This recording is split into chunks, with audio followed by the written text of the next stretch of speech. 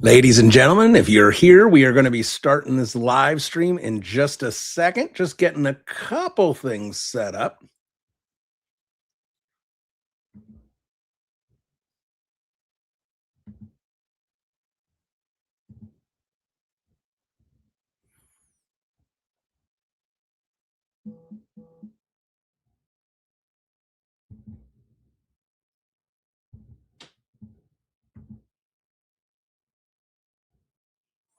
Sorry about that, guys. We just have a little glitch here, and I think we've got it working now, and we're going to be starting this live stream in just a couple of minutes.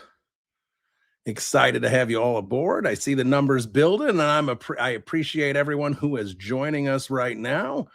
So just make sure you hop aboard there, and we are going to have a lot of fun tonight. I am looking forward to it. All right, there it is on Twitter. Beautiful. All right, here we go. Live stream coming down as Roger Goodell's getting booed in 3, 2, 1.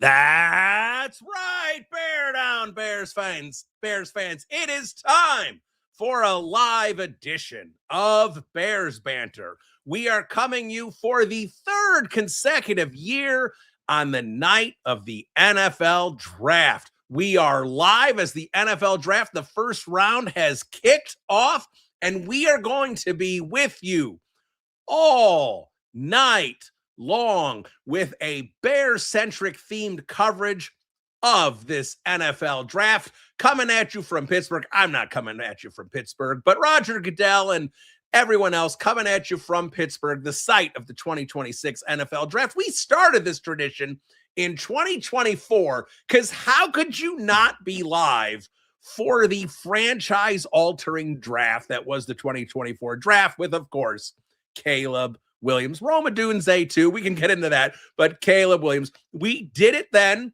and we decided to continue it last year, which was year 2, and now year 3. And we are here live as the Chicago Bears have the 25th pick. So we are going to be with you for a couple of hours here before the Bears get on the clock. I am really curious to see how this draft goes this year. Of course, they cut 2 minutes from 10 minutes to 8 minutes between picks this year. Going to be interesting to see how that impacts everything.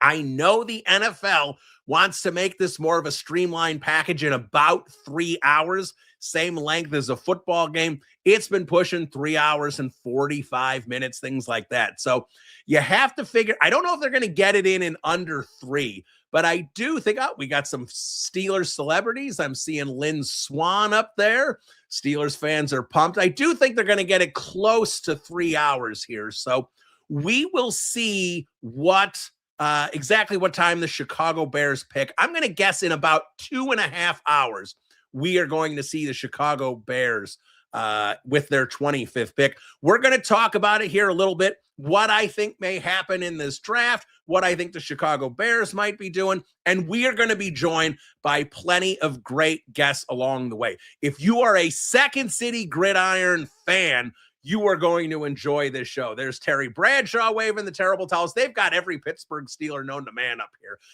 The Steelers fans have to be eating this up.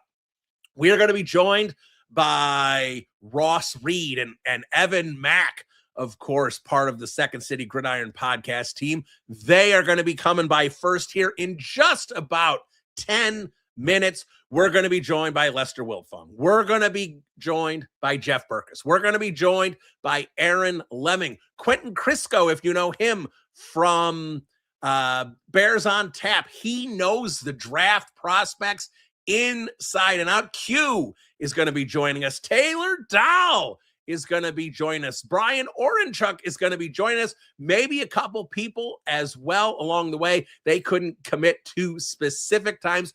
Jacob Infante not going to be on this. He's doing stuff for the NFL Draft Network, but he is going to be doing stuff on Second City Gridiron all weekend long.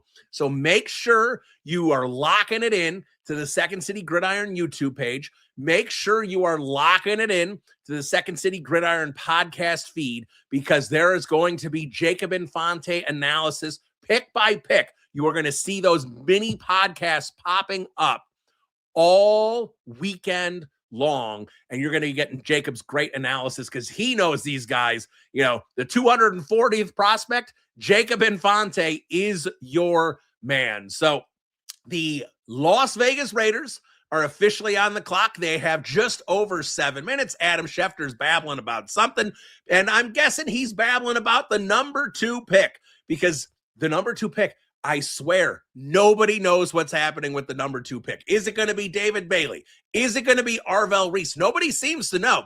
If it's Arvell Reese, I think things change dramatically, because I don't know if anyone wants to come up for David Bailey, but it seems that the Chiefs, the Saints, maybe even like the Cowboys, looks like there might be a lot of teams interested in trying to trade up for Arvell Reese. So we're going to see exactly what the Jets do here. Obviously, we know Fernando Mendoza is going number 1 overall. That is the worst kept secret in the NFL. That's probably even a worse kept secret than Caleb Williams. The Bears didn't really openly commit to Caleb Williams, at least through the media, until late March. This has been February, basically, since Mendoza's been locked in as the number 1 pick. So before we kind of get in a pick-by-pick basis, and what we're going to do is we're going to be analyzing the picks. We're going to be giving you some national NFL coverage on these pick-by-picks, but we're going to be talking about how these picks are impacting what the Chicago Bears are going to do. For example, can Ty Simpson go before 25? Great news if he can somehow, some way. That's going to push another Bears prospect down closer to the Chicago Bears. Can we get a run on wide receivers? I don't know if we will, but it would be spectacular if 4 or 5 wide receivers can go before 25 and push these prospects that the Bears want further down the board, because we don't know exactly what the Bears are going to do. And I mean, it is throwing darts out there. You look at some of the Bears beat writers and some of the people that have, inside information from time to time, you're hearing any number of things: offensive tackle, safety, edge, maybe even a defensive tackle. I don't know if there's a defensive tackle at 25 I would take, but we'll see how the board breaks here. And what we're hoping for is one of the guys on the Bears board. Obviously, the Bears have been picking in the top 10 for so long, having to wait till 25. Not something we've been used to for a while as Bears fans, because even when they were good in 2018, they didn't have a first-round pick in 2019. So I don't know if the Bears have picked in the 20s, maybe since Kyle Long was picked. It's been a long time since that's happened. So just under 5 minutes here for the Raiders, as the NFL doesn't let you pick early with the first pick of the draft. The Raiders aren't allowed to put the card in with a minute or 2 in, because they've got to hype this up. They have to pretend that we don't know what's going on. The Raiders are shaking hands. They've clearly put the pick in. So we will get this officially done right away. So for me, we'll start here.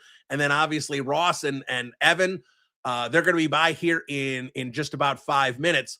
What do I want the Bears to do with the 25th pick? And I have been flipping coins because, I was way behind on my homework for the NFL draft.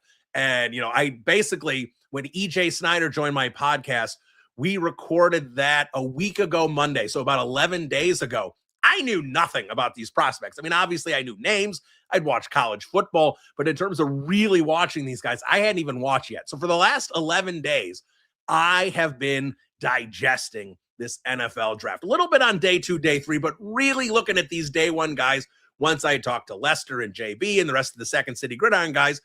And we talked about what the Chicago, what we're going to do with our draft coverage. Do we want to do the first round stream? I said I could do the first round stream, but if I'm going to do the first round stream, I've got to be able to talk about these prospects a little bit. So I really started diving in. I started looking at the offensive tackles. I started looking at the edges. I started looking at the safeties.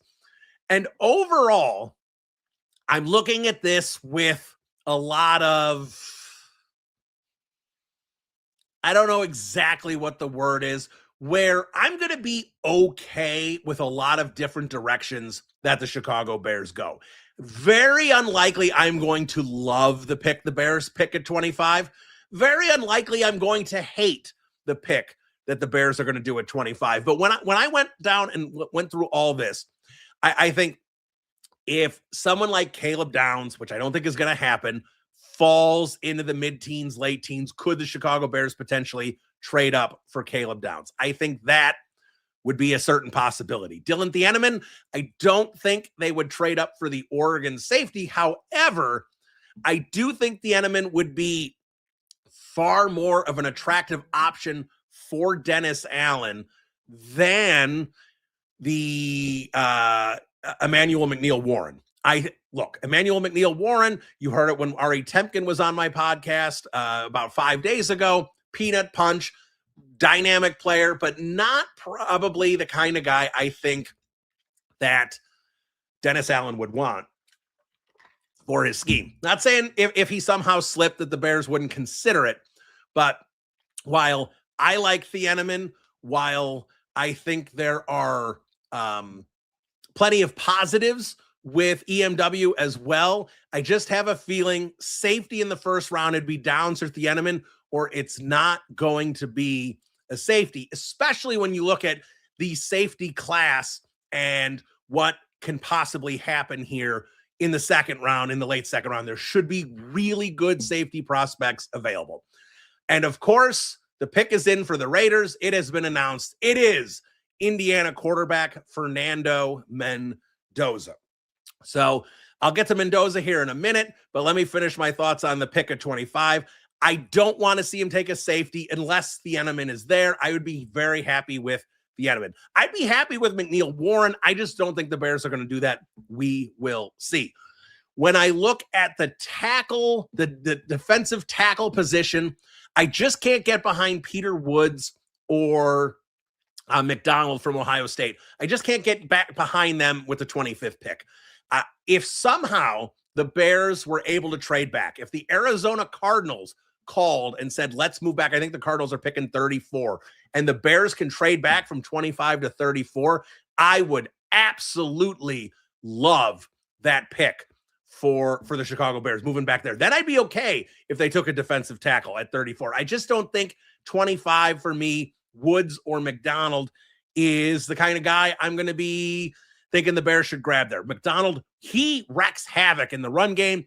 I just don't know if he has the ability to collapse the pocket and rush the interior like Dennis Allen would want. The edge, there's honestly plenty of guys. I would Mesidor, even as an older guy, I would be okay with that. Falk, I would be okay with. I would be okay with Zion Young. TJ Parker. I think there's plenty of edges that I would be okay with if the Chicago Bears went edge.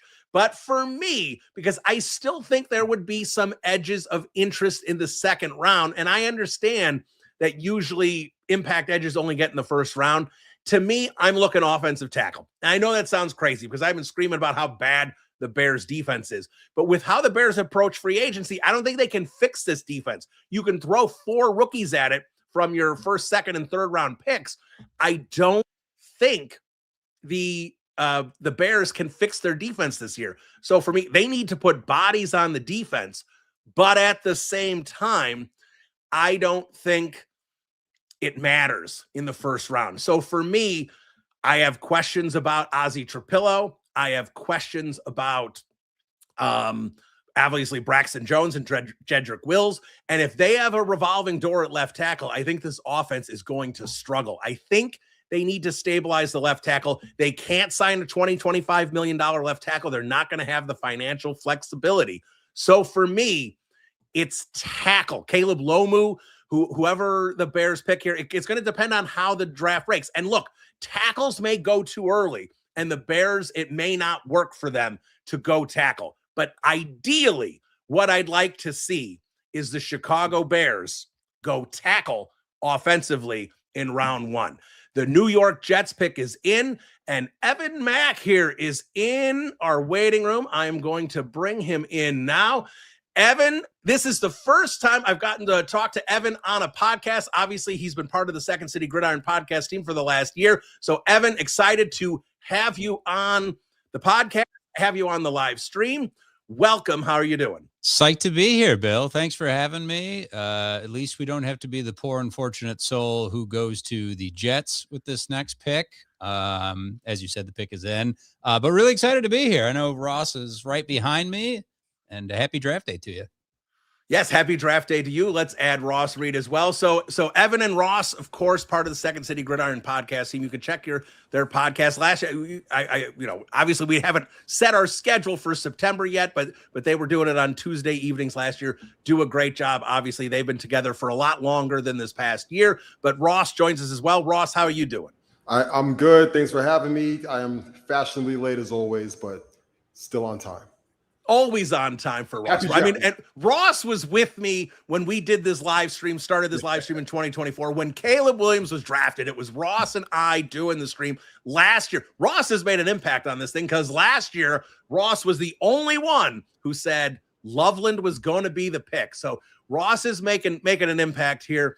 While we wait for the Jets pick, I don't want to dive into what the Bears are going to do here with Ross and Evan yet. I want to get you the second pick here because Roger Goodell is making his way to the stage with his suit and his sneakers here. The New York Jets, the pick is in, and their selection for the 2026 draft, which is going to make a major impact, whether this is Bailey or Reese, about potentially trade up for the Arizona Cardinals. They do, in fact, take David Bailey, the edge from Texas Tech.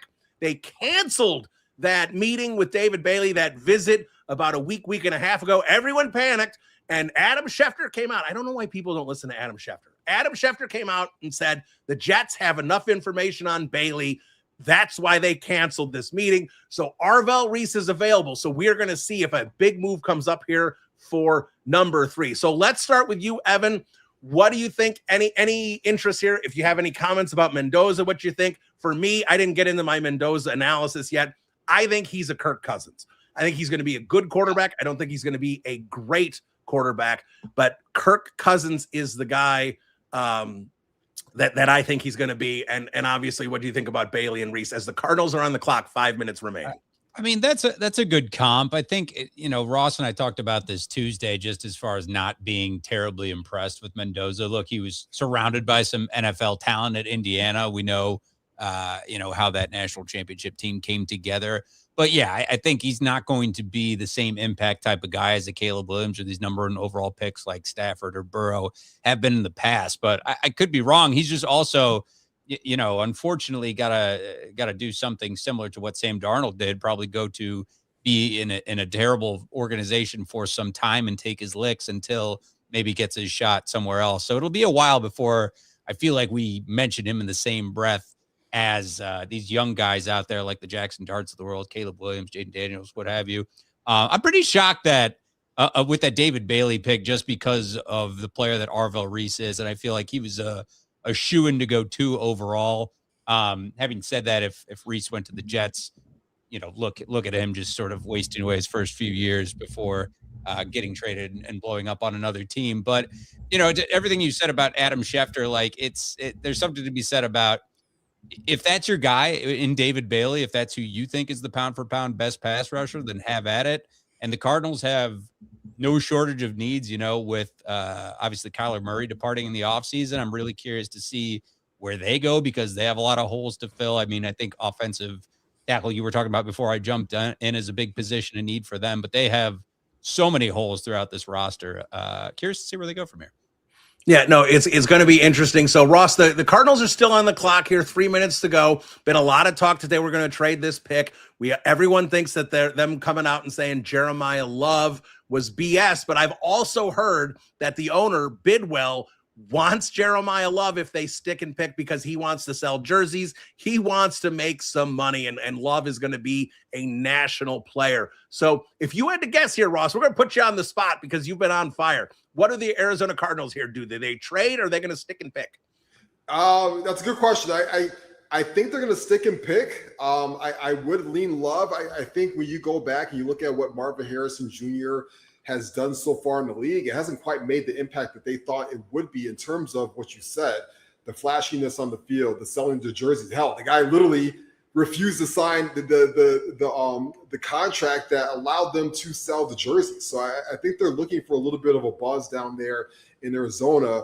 The logical thing to do would be to trade the pick and recoup some value because right now that roster is pretty barren right now. They need as many assets as they can get. And if somebody wants to go up, even if it's the Giants that want to jump Tennessee and get the 3 to take Love, whatever you can get, if it gets you an extra second rounder, is worth it. I want to double back to Mendoza. Just even hearing him speak before I hopped on, you could tell he's been in the Tom Brady lab the last few months. Since the mannerisms, the way he speaks, it was all, this is a true Tom Brady pick. And Tom's saying, we need some stability at the top of this organization, and we need a face. We keep going through quarterbacks. We keep going through coaches. We go through so much. We need some things stabilizing. Mendoza's not flashy, but he's the kind of guy, like you said, very Kirk Cousins-like, very Jared Goff-like, can be there for 10 to 12 years, put up some pretty steady, consistent stats, and make a couple playoff runs. The Bailey thing, listen, I don't know who that pick is for, literally, because I don't know if Aaron Glenn is going to be there in January. I don't know if he's going to be there in October. So I theoretically, don't know who that pick is for. For the front office, Bailey is a little bit undersized, but he is a very explosive athlete. But I just start to question the stability in that organization, especially in that coaching staff, because I think Glenn is already on the hot seat as he goes into the season. Oh, he absolutely is. Glenn, let's just be honest. Glenn is an absolute disaster as a coach. And this comes from a guy, I thought like Aaron Glenn's opening press conference, like I was ready to run through a wall. I was like, this guy gets it. He knows how to handle a locker room. He's going to do this job really well. He was an absolute, his sideline management made Matt Eberflus look like a genius. Like it was an absolute debacle. But the Carolina Cardinals, the Arizona Cardinals are sticking and picking. So we're going to see if this is Jeremiah Love. If this is Jeremiah Love, I think this is a Bidwell pick, not a Monty Ossenford pick. We're going to see who it is that they take.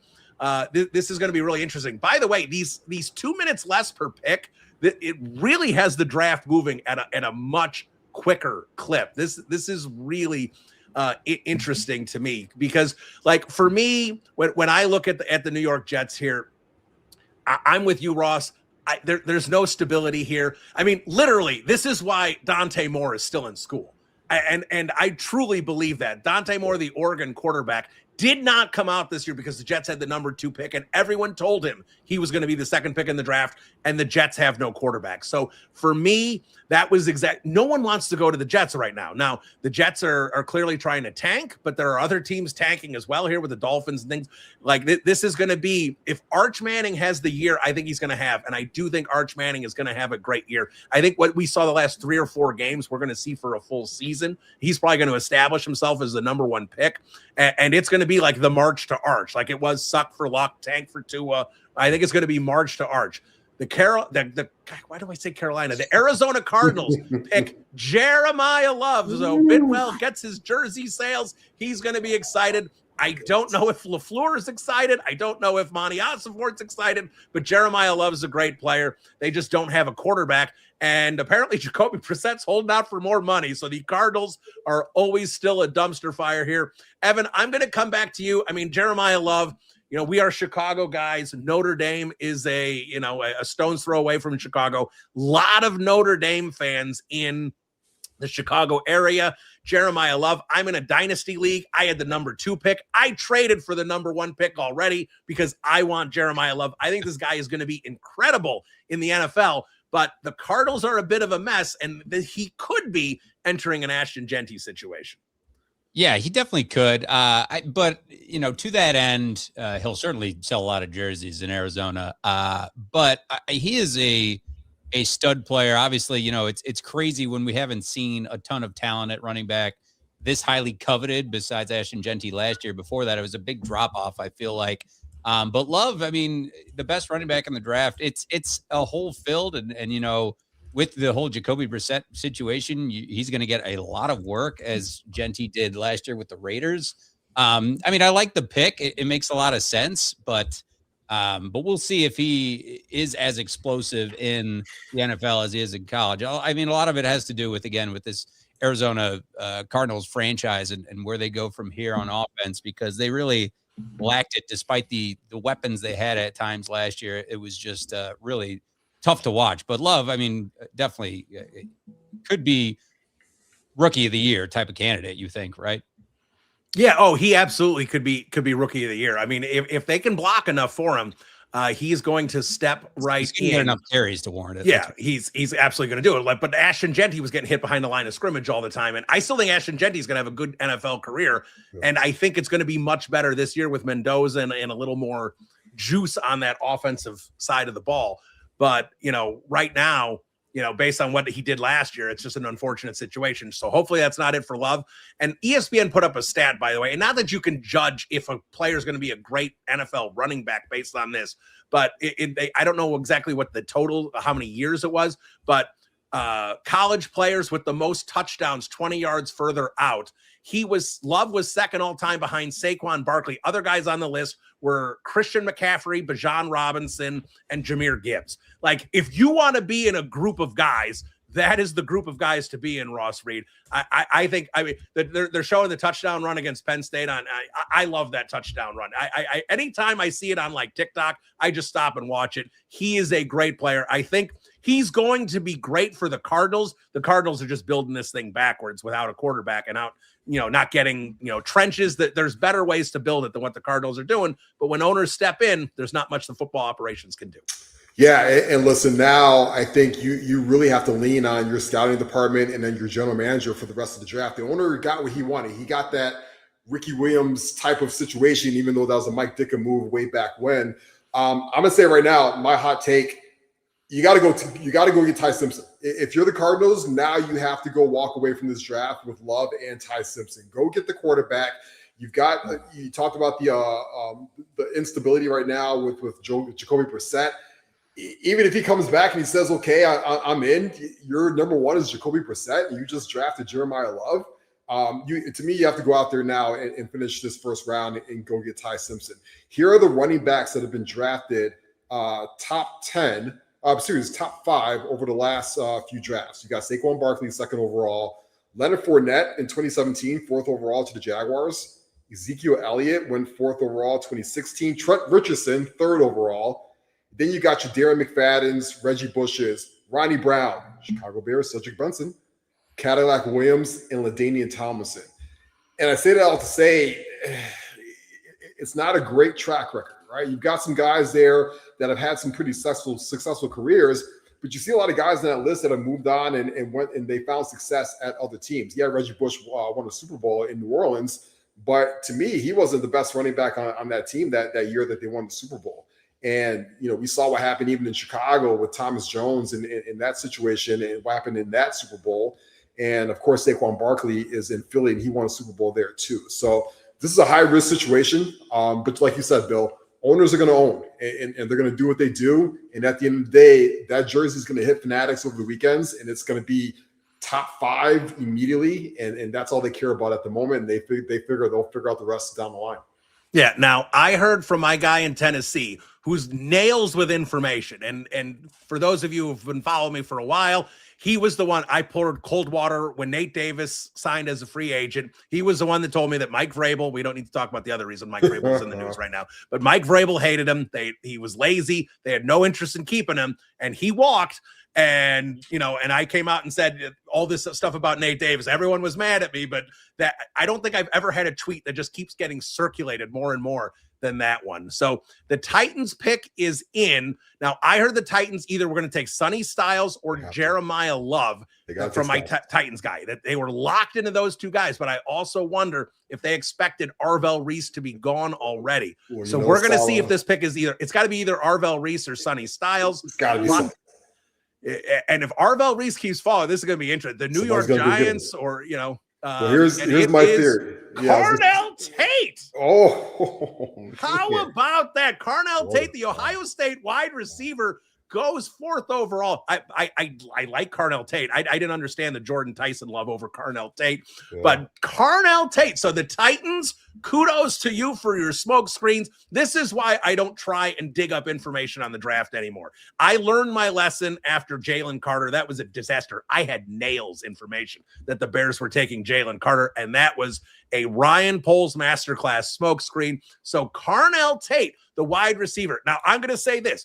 We're talking Bears-centric, and I want to get to what Ross said about the Cardinals moving up for Ty Simpson, because that could impact the Chicago Bears. If you're a trade-down guy at 25, which I am, Ty Simpson would be great there if the Cardinals decide to move up to 25. But what I said at the beginning of this draft stream, we want as many wide receivers to go before 25 as possible. We want Ty Simpson. If the Bears aren't trading, we want Ty Simpson to go before 25. We want as many guys that the Bears aren't targeting to get on before 25. So more tackles, more edges, whoever's safety, whatever the Bears want to do gets pushed further down. So Carnell Tate here at 4. You figure the Giants are probably taking a wide receiver. You've heard the Rams. There's plenty of teams interested in potentially taking wide receivers. So hopefully Tate, the surprise pick at 4 here, Evan, is good news for the Bears because we're going to see more wide receivers go in the top 10 and in the teens with this first surprise pick. I'd be fine with that because I'd certainly think that I'm leaning towards defense being the priority for the Bears at 25. And I mean, with Tate, Cam Ward, pairing him with, Wan'Dale Robinson, I think is a really nice pairing.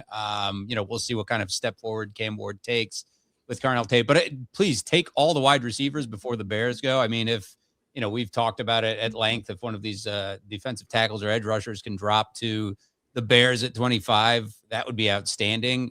Curious now, like where the Giants pivot, because I think they were really hot on potentially getting Jeremiah Love, but, him going in the top 5, was very possible. And again, are they going to be more defensive minded at this early stage, or, can they just, are they going to look more to protect Jackson Dart at this stage?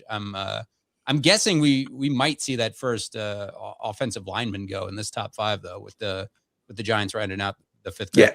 Definitely possible. I've also heard the Giants have been interested in Sonny Styles. And again, we're sitting here with Arvell Reese. This was a guy that all the insiders were talking about. That was the guy. Like last year, we thought there was going to be a lot of trades, and everyone said when the Bears took Loveland, the phone stopped ringing. And that was apparently the guy that a lot of people wanted to trade up for. Now, we thought Arvell Reese, if he slipped out of number 2 with the Jets, was going to be the guy that people were going to trade up for. The Giants, by the way, they got this pick in like 90 seconds. So if it was Reese that they wanted, they were thrilled he slipped there. They did not waste any time with this. So we'll see here in a minute who the Giants pick. But Ross, let me come back to you on this before we do the Giants here about what you talked about with Ty Simpson, because for me, and I said this at the top, I would absolutely love the Cardinals decide to come up to 25 with the Bears. The Bears would move back. I think the Cardinals have 34 in the second round. And then obviously you're going to, whatever you're going to get, you're going to maybe get a higher 3rd round pick. Maybe you add a 4th or a 5th, whatever the trade would end up being. I'm totally on board with that because, like I said, I'm kind of lukewarm on a lot of these guys at 25, but you get to 34. I'm more interested in Caden McDonald. I'm more interested in Peter Woods. I'm more interested in maybe one of the other top safeties or edges. Like suddenly, if you let some of this thin out and you've still got draft picks, you get an extra draft picks for it. I would love a trade down. So if the Cardinals or some of these other teams that some of the insiders were hinting at want to get into the back of the first round, if that happens, I am hoping Ryan Poles and Ben Johnson are open to phone calls and are open to trading back. Even if we don't get a pick tonight, so be it. Open to trading back early in the round 2. I completely agree with you. I think tomorrow evening is significantly more interesting than tonight. And because after you get out of this top 10, you start to get really lukewarm on all these prospects. And I think teams feel it too, especially the pass rushers, which the Bears are probably targeting right at this point. You start throwing out names out there like Falk and Parker and Messador and all these guys. And everybody has like a camp that they're excited about some of these guys. But the majority are just like, I don't know. And there's just so many question marks right now on the pass rusher, specifically at that 25 range, that I do think if you can trade back and get another pick tomorrow, things just get a lot more interesting. And the Bears have a lot of holes. They've got to get a safety out of this draft. They got to get a corner out of this draft. They have to get a pass rusher out of this draft. They have to potentially have to get a left tackle out of this draft. And I think what a lot of Bears fans don't realize is when you're sitting at 25, it's very difficult to find a superstar player at that pick, which is what everybody wants when they theoretically think first round. I care more about coming out of this draft with 3 solid starters going forward, which is what they really need almost immediately on defense. The Giants pick is going to be interesting right here. By the way, Styles. my Chiefs guy just texted me and says that Yeah. Kansas City's coming up to 6. Ooh, So nice. What I was gonna say is Sonny Styles is on board, and I wonder if they have second thoughts of giving Tremaine Edmonds that contract when you could have just drafted Sonny Styles if you knew he was going to be on board. Or do you still take Sonny Styles knowing that Tremaine Edmonds is there, but that contract you can get out of it pretty soon? The Chiefs coming up to me leads me to kind of think that they could be going pass rusher too, because they maybe the Reese is starting to fall to them. They can go to that pass rusher route. Yeah, it's gonna be curious. I mean, if they're gonna go pass rusher, you'd have to think it's Ruben Bane, the Miami guy, who on my Odyssey show that I do this morning, we had Trevor Sikkema on, and he was talking about Ruben Bane like it was like his own son. Like he loves Ruben Bane. So I mean, there's a lot of love for Ruben Bane. His college tape is awesome. He's a lot of fun to watch. So going to be interesting. So Lester had joined the chat. He's supposed to join here in a second, but he left. So I'm not sure what's happening. We'll get Lester Wilfong on here in a little bit. We'll do some cross talking with Lester and Evan and Ross, but we'll wait for that. We're still waiting for the Giants pick because they decided to squeeze a commercial break in here. And I think this is what's going to happen. That's interesting. And this is where ESPN needs to be careful. And I guess whatever NFL Network is now, I guess they're still called NFL Network, even though ESPN owns them. If you get too behind with this, with the 2 minutes behind, they're going to get backed up. Like we see this all the time in the second and third round when they don't have enough picks, especially in the fourth round on day 3. So if they get too far behind here, like I already know the Chiefs have traded up to 6. They haven't announced the Giants pick, and we're only 5 picks into this thing. So ESPN's got to make sure they keep their heads out of their collective ass and make sure they keep this thing moving, because we shaved 2 minutes so we can get this thing in 3 hours. We don't have time for their shenanigans. So the Giants are finally announcing the pick. Roger Goodell's up there with some young Giants fans. He is making the announcement. We're going to see whether this is offensive line or defense. I don't think with these guys on the board, they can take Jordan Tyson. Jordan Tyson's going to play 6 games a year. I don't understand it. Roger Goodell's applauding. Apparently he's talking about how wonderful these teenagers are. So we're going to get the pick eventually here. And by this time that the Bears pick will be in, we'll have announced whoever's going 6 to the Chiefs, because we are milking this thing for all it's worth here. So for how quick the Giants got it in, they certainly have milked it. Yeah, no, there was no point to take that commercial break before they got this Giants pick in. So I'm not sure exactly what they were thinking. And look, I'm not making fun of what they're doing right now. I have no idea what they're talking about. It could be a wonderful program or something. But you know what it is there's no controversy this year. There's nobody for ESPN to tell us some guy's been sleeping on somebody's sofa since he was 15 or something like that. There's not enough controversy for you to stick there and tell us about these guys. I don't know if Mel Kiper. Oh, the Giants pick it is Arvell Reese, the Ohio State hybrid, whatever we want to call him. Everyone says he's the next Micah Parsons. We will see about that. So the Giants get Arvell Reese. Definitely fell further than people expected. I do see Lester's back, so we are going to pop him in to the group here. We got Lester Wilfong with us, of course, Ross Reed, Evan Mack, Second City Gridiron in full effect here with all 4 guys. So Lester, let me get you on the board here, and let me start with this. We were just talking about it before you hopped on here about Carnell Tate going 4th overall. And why that matters for the Chicago Bears, because if you want an edge, if you want to tackle, if you want a safety, whatever the Bears need to approach, you want guys the Bears aren't targeting to go 24. So if Tate goes 4, the odds that more receivers go before 25 happens. The Carnell Tate pick, it's only pick 4, was a good thing for the Chicago Bears. Yeah, 100%. I mean, you're watching this draft as a Bears fan, you want to see as many receivers as possible, because that's probably the one spot you're pretty confident the Bears won't take at 25 as receiver. Cornerback may sneak in there. Safety, obviously, we've talked about the defensive line. Tackle may slip in there. So you want receiver, as many receivers as possible to kind of go ahead. So yeah, that's a good call there, Bill.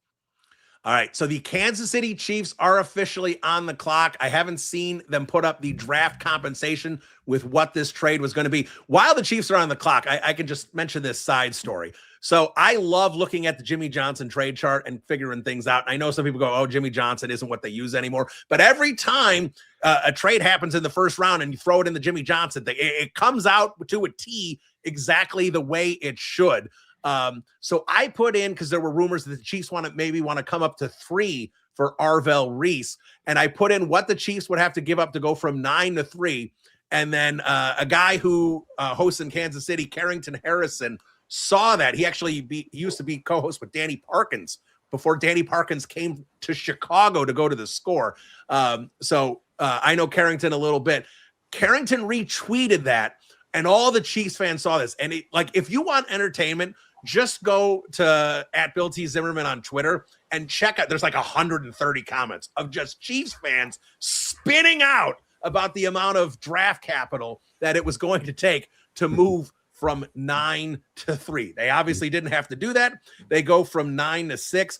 And I got a text here. The Chiefs get pick 6. The Browns get picks 9, 74, and 141. So that's actually, I think, a great deal for the Chiefs, because when you come up in the top 10, a lot of times those second, third round picks get tossed around. So Ross, I'll go back to you here for the Chiefs here. This is I think a steal, giving up basically 74 and 141 to go up 3 picks. Curious what the Chiefs do here, because the Chiefs were a mess last year. They need help on defense. They potentially need an offensive weapon, another one for Patrick Mahomes. But I can't see them trading up for an offensive piece here unless it's a tackle, unless they want to get a better offensive line, because we know that wasn't good. But to me, when you have Sonny Styles here, when you have Caleb Downs here, I think the Chiefs are about to go defense. And I would take Caleb Downs. I think Jeremiah Love was the number 1 overall prospect in the draft. And for me, Caleb Downs is number 2. And I don't care what position he plays. I know safety is not a high priority, option in the draft. But, we always do these things 5 to 7 years later, and we do these redrafts. And we're like, where would Kyle Hamilton go, right? Versus where he actually went, and guys like that. And it's like, I would take that guy top 2 or top 3 if I can guarantee he's going to make me 8 to 10 Pro Bowls a year and potentially have a Hall of Fame career. And I think Caleb Downs is that kind of talent. You put him in that Chiefs situation. They had a very awesome safety back when we were younger, in Eric Berry, right? And he reminds me of a guy like that. And you kind of make an impact player. I think last year, whether it was Chris Jones and other guys in that defense, even before the injuries, they just played a little bit lackadaisical. Chiefs, it just wasn't quite the same intensity that they've had over the years. And they're looking to make one more push at this with Patrick Mahomes coming off a torn ACL. So that would be the choice that I would make. Even though I'm a big Sonny Styles fan, I would pick the safety, especially in this day and age in the NFL. Yeah, I don't disagree with that at all. So, Evan, let me come back to you here while we are waiting for the pick. Or are we actually going to get the pick right now, or are we going to milk this thing again from the NFL and ESPN? I'll tell you what, they are going to get so far behind if they keep this up. But I do see Roger Goodell. He is walking on the stage. So, Evan, we're going to go to you for some analysis on this right after we see what the Kansas City Chiefs do here. I guess best case scenario for the Bears might be taking a cornerback, because I don't know if the Bears are going to hit corner. Could they take Mansour Delane? I wouldn't trade up for Mansour. They do take Mansour Delane, the LSU cornerback. I think that's a good thing for the Bears. Look, I know the Bears need a corner. The Bears theoretically could target a corner at 25. We haven't heard a lot about that. So Mansour Delane, who a lot of people love, Lance Zierlein, who does great stuff for NFL. Is Zim going to lose it yet tonight? Not yet. Things are going so well. Carl Bonds through 88. Mansour Delane goes to the Chiefs. The Commanders are on the clock here. I think that's positive, because I don't think the Bears were going to take a corner at 25. You can't rule it out. But again, Mansour Delane going this early, other teams targeting corner, whether that be Hood, whether that be, I'm drawing a blank on the guy who has the injury now. But regardless, what's Jermon that? McCoy, thank you very much. Whatever the Bears do here, again, I think this Delane and the Tate picks going this early, a good thing for the Chicago Bears. It is a good thing. Again, like more wide receivers, more corners, the better. I think with McCoy, you hit it on the head as far as his ACL injury is reason enough to not take him. I know he's young, but still, you think about that, and that's a mark against him right away. With the corner situation, with the whole secondary situation for the Chiefs, makes a lot of sense with Delane being, the top corner in the draft. I think that'll shore up that secondary. And then, the Chiefs will look later on to sort of retool this defense and get some more athleticism around them there. I'm curious, the Commanders too, again, now with I feel like Love being mocked to them and the majority, if they're going to just go strictly defensive, we still haven't seen an offensive lineman come off the board. And Francis Mwaga is, the alleged top tackle in this draft right now. But Ruben Bane, you just talked about it, Bill, and how he is just really has all the great, in the scouting report, all the great intangibles, like the NFL.com description is note taker, grudge holder, and block destructor. I love that. He is that type of guy who just has that nasty mentality. And I think Washington needs that. They have a lot of talent around Jaden Daniels already. I think Commander's probably going with the Ruben Bane since he's fallen to this spot at 7.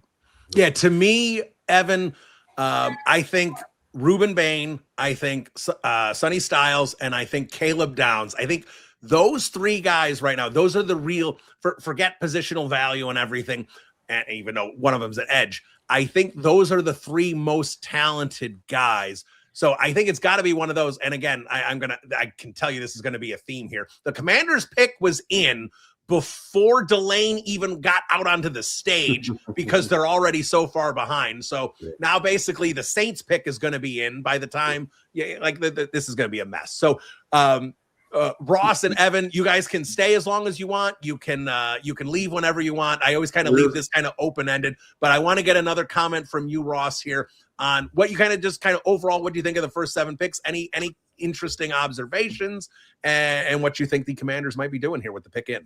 Yeah, man, listen, I think it's interesting that the Chiefs are able to get a corner after they traded a corner, right, to the Rams, and they recouped let me interrupt you on this, by the way. Yeah. And trading up for Delane, I think that's kind of interesting. They must have had intel that he was going to go, because I think you could have probably stuck at 9 and taken Delane, but maybe the Commanders were going to take him.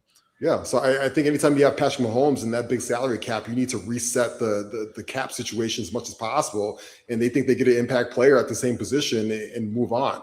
I want to ask you guys, I'll probably get on there on this. Going back to that Giants pick, now that they have Reese, do you kick the tires on Thibodeau? I've been a Thibodeau guy. I know that's a very polarizing situation, but I feel like he might be potentially on the market right now after they go out there and they get a guy that theoretically takes his spot, and Thibodeau does need a new contract soon. Would you give up draft capital to trade for Kayvon Thibodeau? You know what? We're going to kick this one to Lester first and get Lester's opinion on what he thinks they should do. You know what? I didn't think of that. So it's a great point there. But yeah, I mean, with Reese now in New York, I mean, Thibodeau is already admin out anyway. They're looking to move him. And now this just really solidifies that. There is no place for him in New York. The future's not there. That team is going through a mini rebuild now. I mean, they traded Dexter Lawrence. So, they want to have one hard reset year probably. So, yeah, why not see what they'll offer for Thibodeau? Look, I'm not giving it a ton if I'm the Bears. Maybe next year, a day 3 pick next year, kind of see what the market is out there. But, like you said, he needs money. If you're going to trade for him, that's you may want to let him, see how he incorporates himself into your team before you pay him that. But at this point, you need bodies if you're the Bears, and you're not going to get them all here in the draft. Your free agency on the edge wasn't really there. So why not go get him? Yeah, look, I would definitely be interested. I don't know exactly what kind of draft capital you'd have to give up for a guy like Thibodeau. Evan, I wouldn't think it's more than like a 3rd round pick. And obviously, Commanders pick is in. They take Sonny Styles, the Ohio State linebacker. So not a shock there. I think the Commanders could have gone a few different directions, but Styles he's a great player. That's the kind of guy, again, you're talking off-ball linebacker. You're taking him in the top 7. Bears took Roquan Smith at 8 or 9, whatever that was. So it does happen when you get a good enough player. Obviously, Roquan's been a great player for a lot of years. Unfortunately, many of them with Baltimore. But Sonny Styles should be a key guy for Dan Quinn's defense. And look, Dan Quinn is fighting for his job. Yep. So it makes a lot of sense for Sonny Styles if you think you can get an impact player on defense. Saints pick already in as well, Evan. And the rest of this top 10, it's just going to be, it's all Miami, Ohio State guys, right? You figure they're, between, Sonny Styles just going, Malaga, like I mentioned earlier, Ruben Bane still on the board, Caleb Downs, just really. Saints has to be Bane. Saints has to be Bane. I would think so. They've been just, they've been, it's hard to be worse than the Bears in the pass rush. And I think the Saints are right up there, certainly. And, the Browns with 2 picks in the first round, are they going to prioritize edge and Giants rounded out at 10? Maybe they're going with the first offensive lineman. Yeah, I'm gonna get out of here in a minute here. I do think that I picked Bane earlier to go here as Saints. I'm gonna side with you here, Bill. I think that's the next pick. I did want to hear Ross's prediction. I know we're talking about the top 10 here, but with the Bears pick, with him being Rostradamus over there, what do you got? I said this morning, both you, Ross and Evan, I want a prediction on who you think is the Bears are taking at 25 before you sign off. Yeah. I picked Falk at the beginning of the day. I think that would be the most logical pick right now. He's a guy that's, as I look at Todd McShay's big board, he's number 19 on their big board. I think he gets you the most value. He's going to be a steady, stabilizing guy. He's not going to get a lot of sacks for you, but he's going to play a lot of downs. He's going to be able to stop the run for you. I think that he can get more explosive in the pass rushing game underneath a legit defensive staff in Chicago. But that would be my choice. But now I'm starting to look at, Caleb Downs right now is really the litmus test for how this draft goes. He probably goes number 10 to the Giants, knowing that Harbaugh likes a safety like that. Dude, I'll tell you what, Arvell Reese and Caleb Downs at 5 and 10. It's dangerous. Yeah. Like the Giants, like John Harbaugh cooked, man. Yeah. And I'm just starting to wonder in the back of my mind what happens with Theenaman. And that's the guy that I'm just keeping an eye on as a wild card for the Bears at some point. If he starts to slip a little bit, I mean, to me, he would be almost a dream scenario as well. All right, so Ross, the pick at 25 will be Keldrick Falk. All right. Evan, what do you think the pick's going to be here at 25? 25 for the Bears. I do think that it's such a deep, edge rushing class. I like the, Miami kids, but they'll be gone by them. Even Mesidor, who's 25, I think that's a red flag for me, a guy like that coming as a rookie. And there's obviously just so much needed safety. I think the pick for me is just Warren. I think that makes a lot of sense because I think Theenaman probably goes earlier, I think in the, 10 to 20 range at this point because he is right up there with Downs. But I think because of the departure of Brisker and Byard, you really need some good young guy back there, kind of in that mold of that you had earlier, like Brisker. Like you need a guy who can stop the run like Warren and who's not afraid to go get dirty at the line of scrimmage. So that's my pick at 25.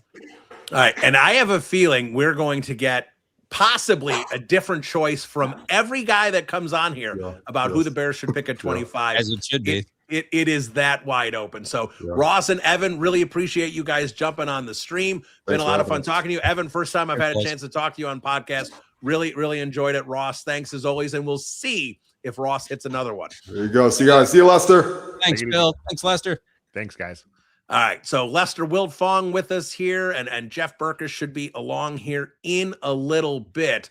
But Lester, let's get to the Bears pick with you. Not a player right now, but what position, again, if it breaks well for the Bears, I'm not saying reach no matter what, but if the draft breaks well for the Bears, is there a position you want them to take? Is it tackle? Is it edge? Is it defensive tackle? Where would you like to see the Bears ideally go? I mean, look, this team needs, and of course I don't have that turned off. My bad. So look, for me, it's always been edge and defensive tackle. You got to get some bodies there, right? You need bodies on the trenches on the D line. You have to have that. But look, safety is a huge need too, right? I mean, like for me, the kid from Oregon has been my guy that I wanted to see fall to 25 for the last several weeks here. The more I watch him on film, the more I see what he brings to the table. He would be just a perfect complement to Kobe Bryant. It just, those guys can do, similar things. They're both very versatile. They can both come down and cover, in the slot, so you can kind of really disguise a lot of coverages. So I would love for him to be the pick there. I think it's going to go a little too early. I mean, ideally, look, I would love to see a trade back. I just think the strength of this draft is going to be a little further down, maybe even get out of the first round altogether. I think that may be the best thing for the Bears, but, of course, you got to have a partner who wants to come out there too. All right, and Chris Armstrong in our chat, by the way, says that Schefter on the broadcast said that Kayvon Thibodeau is not on the block. So going to be curious what the Giants do here because obviously they've got Brian Burns, they've got Abdul Carter, they've got Kayvon Thibodeau.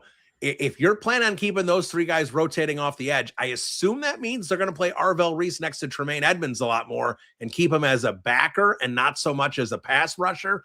I know a lot of people thought he was going to be more of a Micah Parsons hybrid. Who knows what the Giants are going to do, But that is interesting that they're going to keep Thibodeau, especially being they're not going to be able to pay him and keep him long term. And it's not like the Giants are going to win the Super Bowl next year. So to me, you get the draft capital when you get the draft capital, and the longer you wait on Thibodeau, the less you're going to be able to get. So the Saints pick is in. We are still waiting on that. My guess is that it's going to be Ruben Bane, but we will see what they do here when they get back from commercial break. I'm guessing we've already got 12 picks actually in as ESPN continues to milk this way too slow. And while we wait, we are going to bring in JB, Jeff Berkus at Gridiron Born. So we had Reed and Mac. We had that show on together, and now we've got the Bear and Balance guys on together, Lester and JB. JB, how you doing? What do you think of the first 7 picks of the draft? I'm doing great. We are under a tornado warning. There's literally like tornadoes swirling around where I'm at. So this is fantastic. So if I just drop off, it's because there's a tornado that took out my power, just so you know. But you gotta pod through it. You know, you gotta keep going. I love the Cardinals. The Cardinals are so funny to me. You know, they look around the division and they say, Rams, we can't beat them. Niners, we can't hang with them. The Super Bowl champ, we can't hang with the Seahawks. Let's just be fun. Let's take Jeremiah Love and let's just be fun. I love it. Good for them. They know who they are. They're just trying to sell some tickets. They are definitely selling tickets and selling jerseys with that one, because there is going to be Jeremiah Love updates all over the place on national news, on NFL Network, on Get Up. They're going to be talking about Jeremiah Love just like they talked about Ashton Genty a bunch this past year. People like talking about running backs. The Saints pick is in. Roger Goodell is at the stage. And the New Orleans Saints are going to make a selection as long as ESPN stops zooming out. Here we go. Goodell is speaking. And the New Orleans Saints, with the 8th pick of the 2026 NFL draft, have selected Jordan Tyson, the Arizona State wide receiver. We will see if he pulls his hamstring on the way up to the stage. But this is a great pick, Lester, for the Chicago Bears. I didn't know if we'd see any receivers go in the top 10, 2 so far. So those other teams looking for receiver in the teens, possibly the early 20s, we could potentially get Casey Concepcion. We could potentially get, Boston. We could get a lot of these guys, Omar Cooper, all gone before the Bears, and push some of these guys closer to Chicago. Yeah, a run on receiver will be big time for the Bears. I mean, there's some guys there too, right? Some guys that are definitely have been linked to them through watching all the mocks, these last few months. So yeah, the more receivers up there, the better. The kid from USC may go at some point. So yeah, you're looking at some skill positions. There's also the tight ends there too from Oregon. Sadiq, he's probably going to go before the Bears pick. So receivers, tight ends, get all of them in there now, so that way all those big boys fall down to 25. Yeah, 100%. So, JB, I'm going to bring you back to the Cardinals here, because the Browns pick is in at 9, by the way. So we will bring that to you when we find out who that is. But, JB, I'd like to talk about the Cardinals a little bit. And we've brought this up a couple times on the stream, but it's definitely worth talking about. And that is the conversation. We've heard a lot of teams interested in trading into the back of round 1 for, whatever player it might be. And for the Cardinals, we're thinking that they're the most likely guy because we have heard them linked to Ty Simpson. And so far, the public links to the Cardinals, it hit with Jeremiah Love. So if they're interested in Ty Simpson, I don't know if the Bears would be the choice at 25, but would you like the Bears to stick and pick? Or are you, you're usually team trade down. Would you be up for a trade down here and the Bears picking their first pick at 34? Yeah, absolutely. Let's trade down. That would be wonderful. I know there's not a perfect solution in terms of the Jimmy Johnson trade value chart of where the Cardinals picks are and where the Bears picks are. There's not like a super easy combination, but maybe the Cardinals are willing to open up a little capital for next year. We would love to get a little bit additional 27 capital. I think everybody would be pretty happy about that. And I don't really, of course it depends on what's on the board at 25. I'm sure Poles and Ben Johnson are going to have a name or two that they're like, if this guy's here, we're just going to stick and pick. But, I would assume they've already had these conversations with Monty Ossenfort and, the Cardinals organization that says, hey, if you guys want to trade up to 25, here's the package that we're comfortable with. This stuff is usually negotiated weeks in advance. I would be very happy with it. Get out of this first round. There's no need to stick in this first round, given the shape of this draft. Yeah, and that's where I am with this draft. And that's why I said at the top here, there's a whole bunch of guys I'm going to be like, okay, I can live with that. Yeah. Unless something wild here happens and someone great gets pushed down. Like, I heard a rumor, and this is just a rumor, but I heard a rumor that Ben Johnson loves Kenyon Sadiq, the tight end. Now, I'm not saying he is probably going to go in the top 15. So he is probably not going to be anywhere near the Bears. But I'll tell you what, I am just having an S-eaten grin on my face right now for the idea that if he's sitting there at like 22 or 21 and the Bears trade up even potentially to get Kenyon Sadiq, that would just, I would just love it, because like, if Ben wants a guy, go get a guy. Like, I don't care. We'll win every game 52-49, but that would be a lot of fun. Again, I'm not saying it's going to happen. I'm just saying I hear a lot of rumors, so there may not be a lot of validity to that one, but that would be a lot of fun. Now, JB, looking at the Jimmy Johnson, I found one. Now, the Bears technically lose this trade by like 15 or 20 points, but I did come up with one that didn't involve 2027 capital, and that would be obviously they swap 25 and 34. Then they swap third round picks. So the Bears would jump up to like 65 or 66, 67, whatever that pick is. And the Cardinals fall back there. And then the Bears pick up the Cardinals' fifth round pick. So the Bears would be picking obviously at 34 with two late twos as well, 57 and 60, then have an early 3. So they'd have like 4 picks in the top 65 picks or so. And then gap, but then have a 4th and a 5th round pick before they get to the 7. That kind of fixes that big lull they have of not really being able to get a lot of day 3 guys without getting 7th round picks. Yeah, and I like it because you're picking up an extra player, right? Like, it's not, that trade back is a 3 pick for 2 pick. So you're getting the extra pick. So I do like that. And I like, improving the 3rd rounder. But yeah, I mean, I'm fine with all of that. Again, the shape, that's one of the questions that Lester and I always talk about. Like, what is the shape of the draft? Is it super, elite blue chip guys up top and then a drop off? Or is it, a small number of blue chip guys and then a big number of red chip guys, or, however you want to categorize your chips. And that's kind of more what we see here. Like, not a lot of blue chippers, runs out pretty quick. The premium positions don't really have the blue chip guys. The blue chip guys are more in the, at least from what I understand, like the guard from Penn State, a couple of the safeties, the downs people seem to think is a blue chip prospect. And then it just sort of is like a ton of red players, right? Guys that fit your system, pick your flavor, whatever turn of phrase that you want to hear. So, the tackles, right? Like, I know we're going to get to that here. I'll let you announce it, but there's 7 tackles, and I've seen each one of them projected to go first or to go 7th of this 7 tackle clutch that we have here that are expected in this first round. So it's very interesting. Yeah, that Penn State guard, by the way, Vega Ioane, I believe is how you pronounce it. Most consider him the best offensive lineman in the draft, but he's an interior guy, and obviously you usually go tackles. Wild rumor, again, we're just going to throw it out there. Have no idea if it has any validity.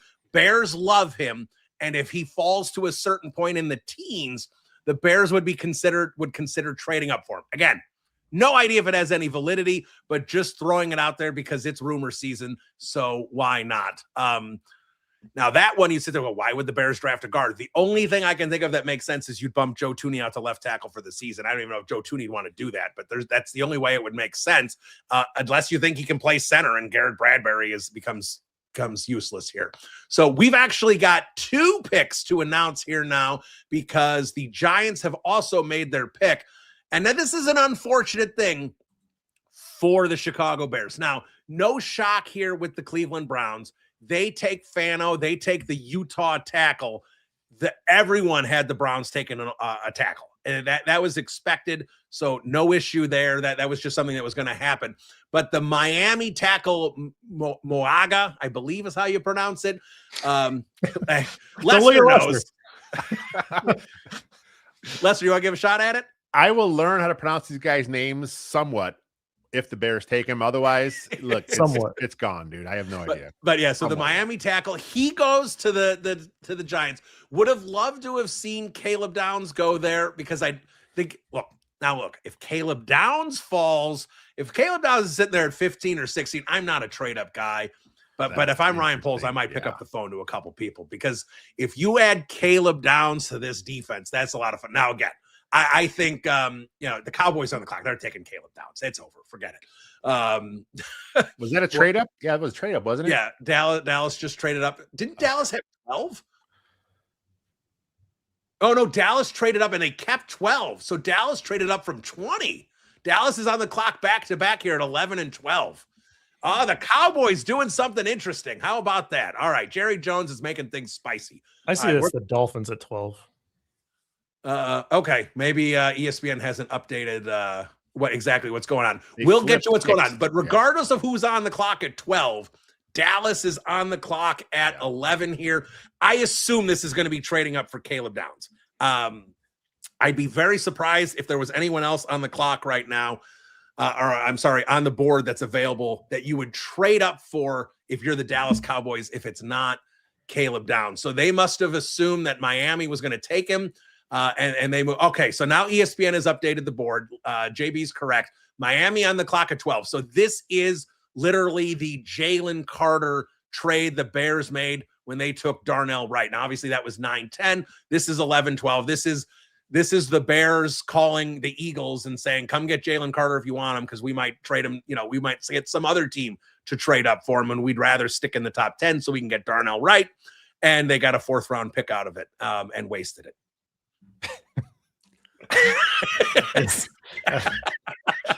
I just had to do that to JB. That was the Torrey Taylor pick. No, it's fine with me. I think the truth is the truth.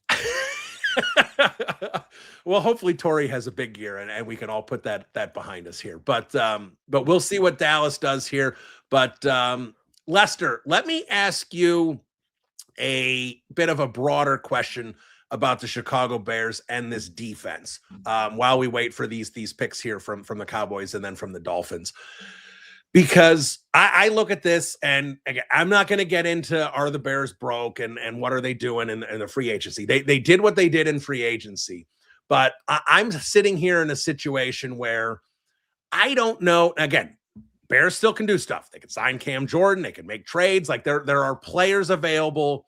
Kayvon Thibodeau. I know Schefter said he's not available, but maybe that's just the Giants trying to drive up the price. Like there's things the Bears can do to bring veterans in. They're going to make more of an impact on this defense. But if they don't, I'm kind of the opinion here that I don't care. Now, they need bodies. So I'm not sitting here. I'm not against drafting defensive players because they need bodies to fill out their roster, and they need guys who can develop and get really good in 2027 and 2028. But in terms of the 2026 season, if you want to contend for a Super Bowl, this defense is, I think, going to hold you back. And if your plan is to only draft guys on day 1 and day 2 to fill out this roster, I don't think you're going to have enough impactful players to make this defense that whatever they were, 29th, 30th in the league, more than maybe 26th or 27th in the league. And I still don't think that's going to be good enough to make a deep run in the postseason. Yeah, I think up front, you got to get a veteran. I just think you can't rely on who you got right now. I mean, you have Austin Booker, who, look, I think Austin Booker has a chance to take a jump this year, but still he was a 5th round pick. He was a really young player, so he showed some promise each year. But, if they're expecting him to become like a really top edge, I'm not sure that's something that they really should be banking on. Then you got Deo, who's like, look, he's coming off on a torn Achilles. They say he should be ready for camp. But he may not be 100% for a little while there. So, yeah, you got to make a move. You can't rely on a guy like Zion Young, or you can't rely on a guy like Gabe Yakas. If he's a Bear, I'll figure it out. But for now, he's Yakas, I'll go with. So, yeah, you can't rely on getting a guy like that early. And look, they brought in Neville Gallimore, right? I mean, he's fine. They brought in Contavious Street, who is, had half the year last year on the practice squad. He has also played some edge in his career for Dennis Allen. So I know he's been a D tackle this last couple of years, but maybe they envision him kind of like a guy that can kind of float back and forth. For me, as far as the Bears D line, is what kind of irked me was the money they gave to Gallimore. Here's a guy that's kind of coming off. He's always been a league minimum kind of guy. And he got a huge raise, like $6 million a season he's getting here. This is the biggest contract of his career. I think this year's contract, matches what he's made the last three or 4 years as a pro. So they're really counting him to have a big role here. So, yeah, you can't just rely on a couple rookies to come in and just kind of tie it all together. I think a guy like Jordan's coming, maybe Clowney. I mean, there's still a few guys on the market who's probably going to wait until camp before they really want to get out there and get going, because they're vets. They know how to take care of their body. So you may see something like that, kind of like we saw a few years back with the number 91 of the Bears signed the old Colts. His name escapes me here. It was another goofy name. Come on, JB. You know not Al-Qadim Muhammad. Nah, the other guy who was like have pass rush, will travel. Flus waited for like the last possible minute, and he's brought him in camp. Chris is going to get it in the comments. Chris will get it. Someone in the comments will get it for us. But yeah, kind of a similar situation. Wait till camp happens, and all of a sudden, boom, here comes our edge. But yeah, I think that you got to make a move. You can't just rely on this draft. Yeah, Cam Jordan makes so much sense. But yes. It was Aquay. Yes. All right. So the Dallas is on the clock. We're waiting for that pick. Carlos Feliciano in the chat gives us the rundown. Miami gets 12, 177, and 180. So that's 2 late 5s, depending on your preferred trade model. The Rich Hill model says that Miami won that one a little bit. The Jimmy Johnson model says that Dallas won that one a little bit. But either way, it's close enough where it's basically a coin flip. One way or the other, but the Dallas Cowboys are on the clock.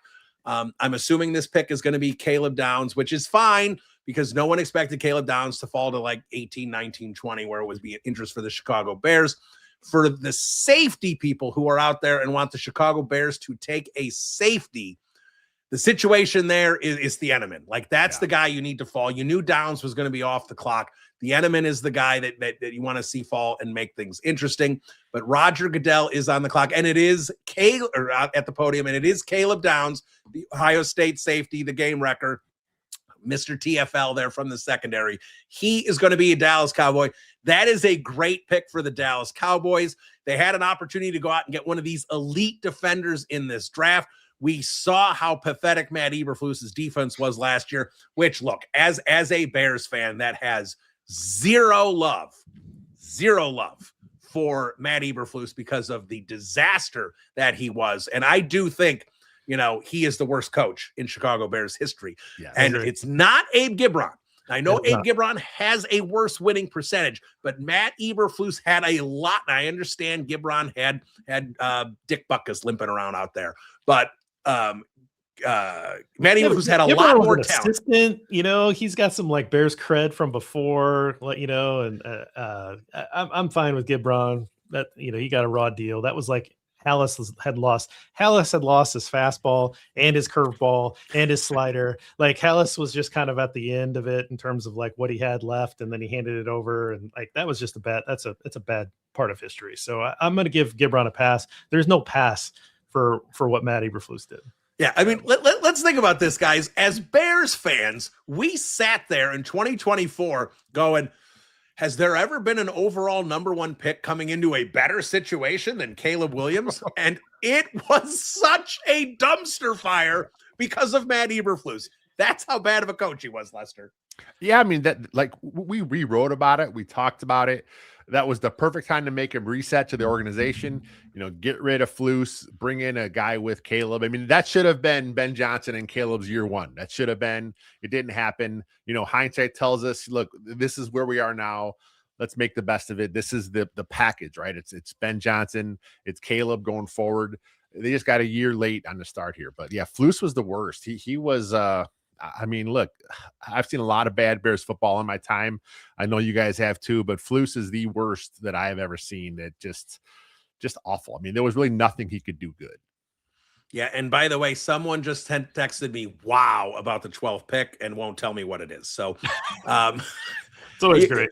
I love having people around the league, and then they just like to F with me. So that's a lot of fun.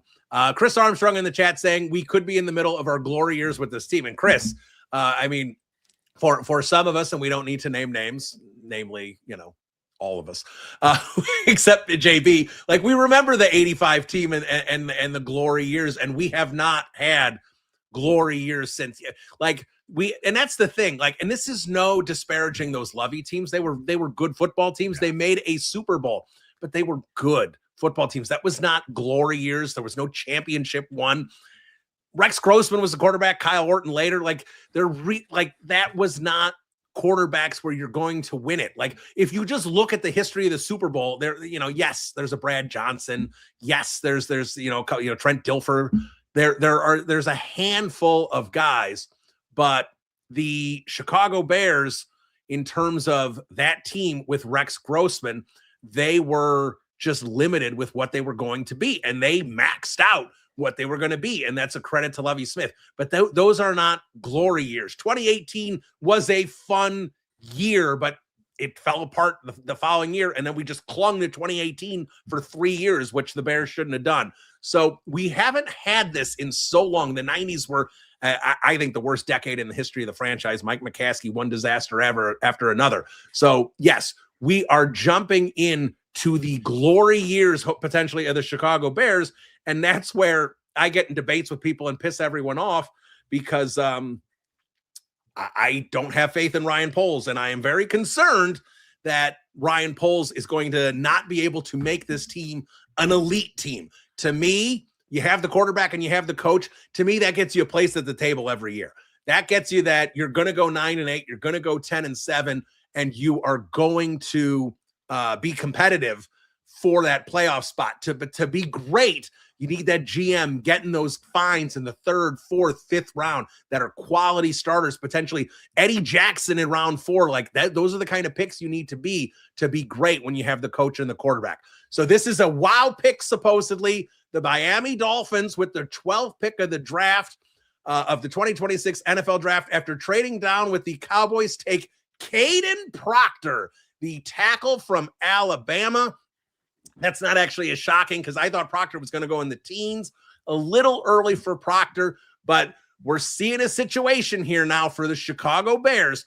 And I said at the top of this draft, JB, I wanted them to take a tackle because I wanted to make sure this Bears offense was, again, I'm not going to complain if they take an edge, but I wanted to make sure this Bears offense still hummed. And I'm worried with a downgraded center. And Bradbury, I don't think will be awful, but a downgraded center and potentially issues at left tackle, I do wonder if the Chicago Bears are going to have a problem if they don't solidify left tackle, if Braxton Jones can't do it, if this offense takes a step back because of offensive line problems. So we're seeing the 3rd tackle off the board in the top 12.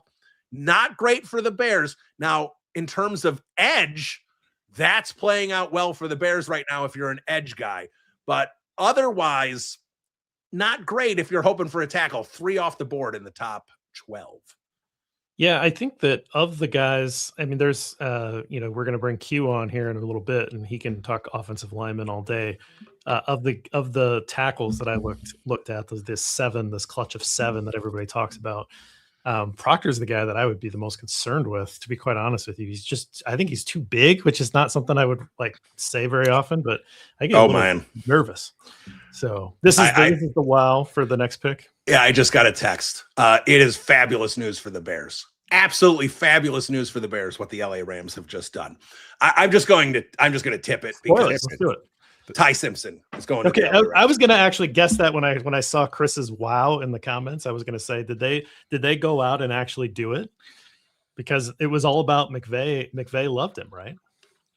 Yeah, the story I heard while everyone's on the stream, who's ever listening to this, is that Dan Orlovsky talked to Sean McVay. Sean McVay gassed up Ty Simpson so much that Orlovsky came out with his take that Ty Simpson better prospect than Fernando Mendoza. So we'll see. But, while we sit here, Lester, and say 3 tackles off the board in the top 12, not great. Ty Simpson at 13 throws because Tom Pelissero threw out a name that shocked a lot of people.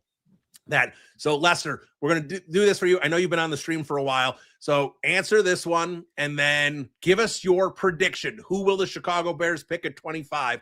And then we'll bring in Q and you can take off here. But Carson Beck, Tom Pelissero said there was a chance teams could trade into the back of round 1 for Carson Beck. So Ty Simpson off the board. Maybe, just maybe, we get a third quarterback to get into the back of round 1, hopefully before 25. And that would be great news for the Bears. Yeah, I mean, look, I don't think anyone really thought Simpson would go this high. So the fact that he's going before the Bears picks is great news for the Bears. You know, we heard some buzz that teams would try to trade back into the first for Simpson. So now he's already off the board. So look, if you're a quarterback needy team, you got to pivot. I mean, do you think Beck's a guy that's worth coming back and getting? You know, all it takes is one team to think that. So if you got that, obviously that's a good deal there. And as far as my pick at 25, look, I'm on the record saying I want the safety from Oregon. I think he'll be off the board. I just think where the Bears, unless they can trade back, I think they're going to be stuck taking the best player available. And I think that may be offensive line. I think it may be the other kid from Utah. I think he may be still there waiting for you. He's a left tackle prospect. You know, you can kind of make that move. You go in and look, he's probably plug and play. You know, as much as I'm a Braxton Jones fan, I think, you know, the writing's on the wall. He's just signed a 1-year deal. You know, he's not expected to be a long-term guy. So you plug in Caleb Lomu right there. If he's the guy at 25, I think you're there, you're set. And then you deal with Ozzie Trapillo. What do you do with him? He's your swing guy for the next few years until you move on or something happens. But look, I'm never going to argue with the Bears getting trenches at all. All right, so I wanted to bring Q, of course, Quentin Crisco, at Butkus Stats into the here because before Lester goes, the beard game right now on this stream, like I think I got a decent beard game here, but I'm coming in, I'm bringing up the rear here. There is some serious beard going on in this stream right now. It's coming on strong. I like it. I didn't know it was that thick, man. That is looking good. Lester's got kind of the long chin going. Like it's looking good here. JB, you got some work to do too. You're close. Yeah, to I just got a trim in, so you know, falling behind. I didn't know we were going mountain man. Like these, Q's been grinding tape for the last 4 months. Yeah, so I was about to say I've been in the cave looking at prospects for a while. Is this what happens? No time for shaving. Yeah. It just this is like your playoff beard. It's your draft beard. Yeah, precisely. All right, Lester, thanks for jumping on. JB, if you could stick around a little bit longer, that'd be great. But Q, let's just start with a nice generic one here. I don't know if you've seen it. We tipped the pick because I got a text message. Ty Simpson is going 13 to the Rams. So through 13 here, what do you think of kind of the draft overall? And how do you think it's playing out for the Bears? The one thing I've noted so far, 2 wide receivers this early was a big help. Yeah, no, Ty Simpson was a shock. Like I know there was some smoke around that today. I heard on some various I think McShay mocked it, but yeah, so it was somewhere out there. But I feel kind of conflicted on that one because yes, it helps the Bears with someone available, but also like if you're looking for a trade down, that was kind of the guy you were hoping was going to be there. But like you said, some wide receivers going early, I think helps them. This tackle run, I think, is about to be pretty wild, like just like tackle coming off the board at some point here. But ultimately, I mean, I think that it's pushing some edge rushers down the board, even if it does hit a tackle run here, which I think is good for the Bears. So I kind of like the way this is all shaping up for them. So, all right. So that's interesting. You think a tackle run is good for the Bears. So you're not on team tackle at 25 then? Well, so, I mean, in an ideal world, yeah, if a guy like Monroe Freeling falls, I'd love that. But outside of that, like, I mean, my next favorite guy is probably Max Ihenachor, and he's played a lot of right tackle. You're asking him to switch, which I believe he can do, but it's more of a project. It's not as much like you're going to get this guy and plug and play him. I do think that's going to take some time. Like with the Caleb Lomu, I could get behind it if you're telling me that that Ben Johnson and Dan Rocha are like, we have this guy in and he's got it. But without knowing that, I'm sitting there looking at a guy saying, I don't think he likes to run block. So, like, I don't know how that fits in what the Bears do. And then, like, beyond that, what the kid out of Clemson, he's really good. He's a right tackle though, and I think he's a pure right tackle as a 4-year. Yeah, it seems like Clemson. So there's guys who I could be interested in, but like ultimately, I'm sitting there going, if you can get one of the edge rushers you think fits over one of those guys outside of Freeling, I think it makes more sense. All right, JB, I want to ask you about the defensive line here, and then Q, I want to get back to more offensive line with you. And again, I understand 25 is what it is, and there may not be a defensive tackle that you like. This isn't about which player is there, but what is the bigger concern for you for the 2026 Chicago Bears, the edge room or the tackle room on defense? Both. I honestly, they need to add at both spots. I mean, they're short, right? Like this offseason that's why we got so excited about Dexter Lawrence. That's why we got so excited about Max Crosby, because they needed that, they needed that gravitational force. They needed that guy that was going to anchor the defensive line, and then everything else slotted in fine. Montez Sweat's now your number 2 best defensive lineman. That's awesome. Oh, now Booker's a guy that can come in and be, your kind of speed rush. That's great, right? But like they're all slotted one up too high. And the problem with drafting at 25, particularly in this draft, is you're not looking at the possibility of drafting a blue chip prospect. Not saying that they couldn't be great players, but you're not really going to get a blue chip prospect in that late in the first round at that premium position. So it's a tough position, because do you take it because it's a more valuable position? I mean, I think there's a lot of good arguments to be made in terms of positional value. If you hit on a player at that position, the surplus value is much higher than if you say drafted a guard or a safety, right? Like where those guys come available in free agency pretty frequently. Good players at those positions will come available pretty frequently, whereas good players at edge do not. Good players at a defensive tackle that can collapse the pocket do not come available in free agency very often. So that's the that's the conundrum here, is you're getting to that next tier of players by the time the 25 comes. Do you take a guy that is maybe a better player because it's your first round pick, but it maybe is at a position that's of a little less positional importance, or do you take the positional importance, because by the time you're on the clock again, it's going to be dry? All right, so I didn't think I was going to bring this up, and it just hit me that a certain person was available. So before I go back to Q, JB, how far does Ruben Bane need? I was actually going to ask you that before you sit there and say maybe the Bears should trade up for this guy. So I know that there was the story that came out, with him in a car accident and and all that kind of stuff. So I don't know about the character stuff. We don't know about the interviews. We don't know what people think of him. I like him a lot as a prospect, and so I don't think he has to fall too much further before you want to go get him. He just seems like such an I don't know. Do the Ravens need this? Because this is like an obvious Ravens thing that always happens to the Ravens, where they just take the guy that is obvious, like the best player on the board. So we'll see if anybody wants to spoil it in the chat, I wouldn't mind. I don't know the pick, but they have been connected to Ioane for a while. Also so a great pick, blue chip prospect. Just take the best player on the board. I mean, I don't think it has to be very much longer before you go and get him. And the Cowboys have been wanting an edge like that as well, and they've already made a little trade up to get Caleb Downs. It wouldn't surprise me if they want to trade up again here. So you're probably going to have to be aggressive. All right, so I'm just going to throw this out here, Q. Let's go back to you. Let's stick on the Ruben Bane conversation. And Ty Simpson, it is official. He does go, in fact, to the Rams. The Ravens pick is in.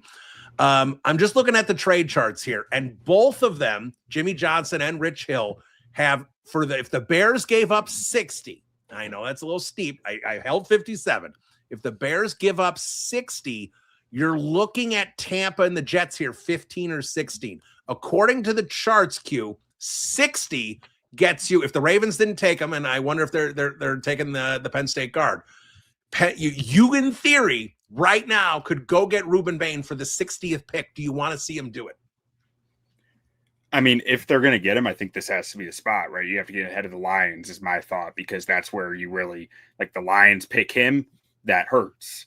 You swipe it from the Lions, you hurt the Lions. So, like, I'd strongly consider it. Obviously, a lot of that comes down to how does Dennis Allen feel about this player? Because he clearly has his archetype at defensive end that we've seen him rarely deviate from. So it's hard for me to sit there and say he doesn't fit the arm length that he wants and all that. When I flip on the dude's tape, he's a killer. Like he's awesome. I love watching Ruben Bane's tape, and I think he's going to be a good football player in this league for a long time, and that's why I say I'd have to strongly consider it. Plus, I think he's one of the only players in this class who can truly improve your defense this year.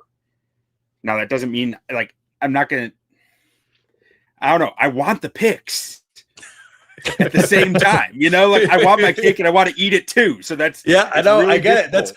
That's the problem. The Bears haven't been good. Like literally, like 2018, the Bears were good, but they didn't have the 2019 pick because of Khalil Mack. We have not had the Bears picking in the 20s in so long because they've been such a dumpster fire. I think the last time they picked in the 20s was Kyle Long. And if I'm saying it right, Ioane, is that correct, Q? I'm going to trust you. That's everywhere I've heard it. Yeah. So they do take it, and the Bucs pick is literally in instantaneously after they announced this pick. So I'm going to assume the Bucs take Bane because a lot of people were connecting Mesidor to the Bucs, which, you know, that they do need an edge. So I think our conversation on Ruben Bane was short-lived. But I'm sure you watch Ioane. What do you think of the Penn State guard here? A lot of people said he was the best pure offensive lineman in the draft.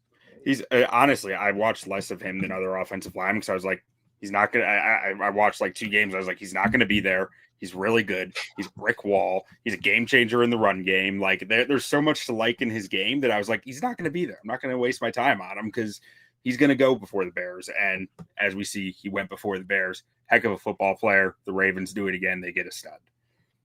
Yeah, no, this is what the Ravens do, and this is why they're a great organization, and you can sit there and say they can't win the big one, JB, and, you know, John Harbaugh and Lamar Jackson wasn't going to work, and that's why John Harbaugh isn't there anymore. They couldn't get over the edge, over the top, I should say. And John Harbaugh and Lamar Jackson, I don't know if they ever talked. Like, I've never seen a quarterback and a head coach seemingly on different pages all the time when you listen to them in their press conferences. They never seem to be on the same page. So I felt like there's a disconnect there. I don't know whose fault it was, but regardless of that, obviously Minter's there. They've got a new coach, and whether, you know, Tyler Linderbaum, and then they let him go. Like the Ravens just select. They don't care about positional value. They'll take Kyle Hamilton. They'll take interior offensive linemen. But what they do is select studs, and they have great players on rookie contracts, even if they are at non-premium positions.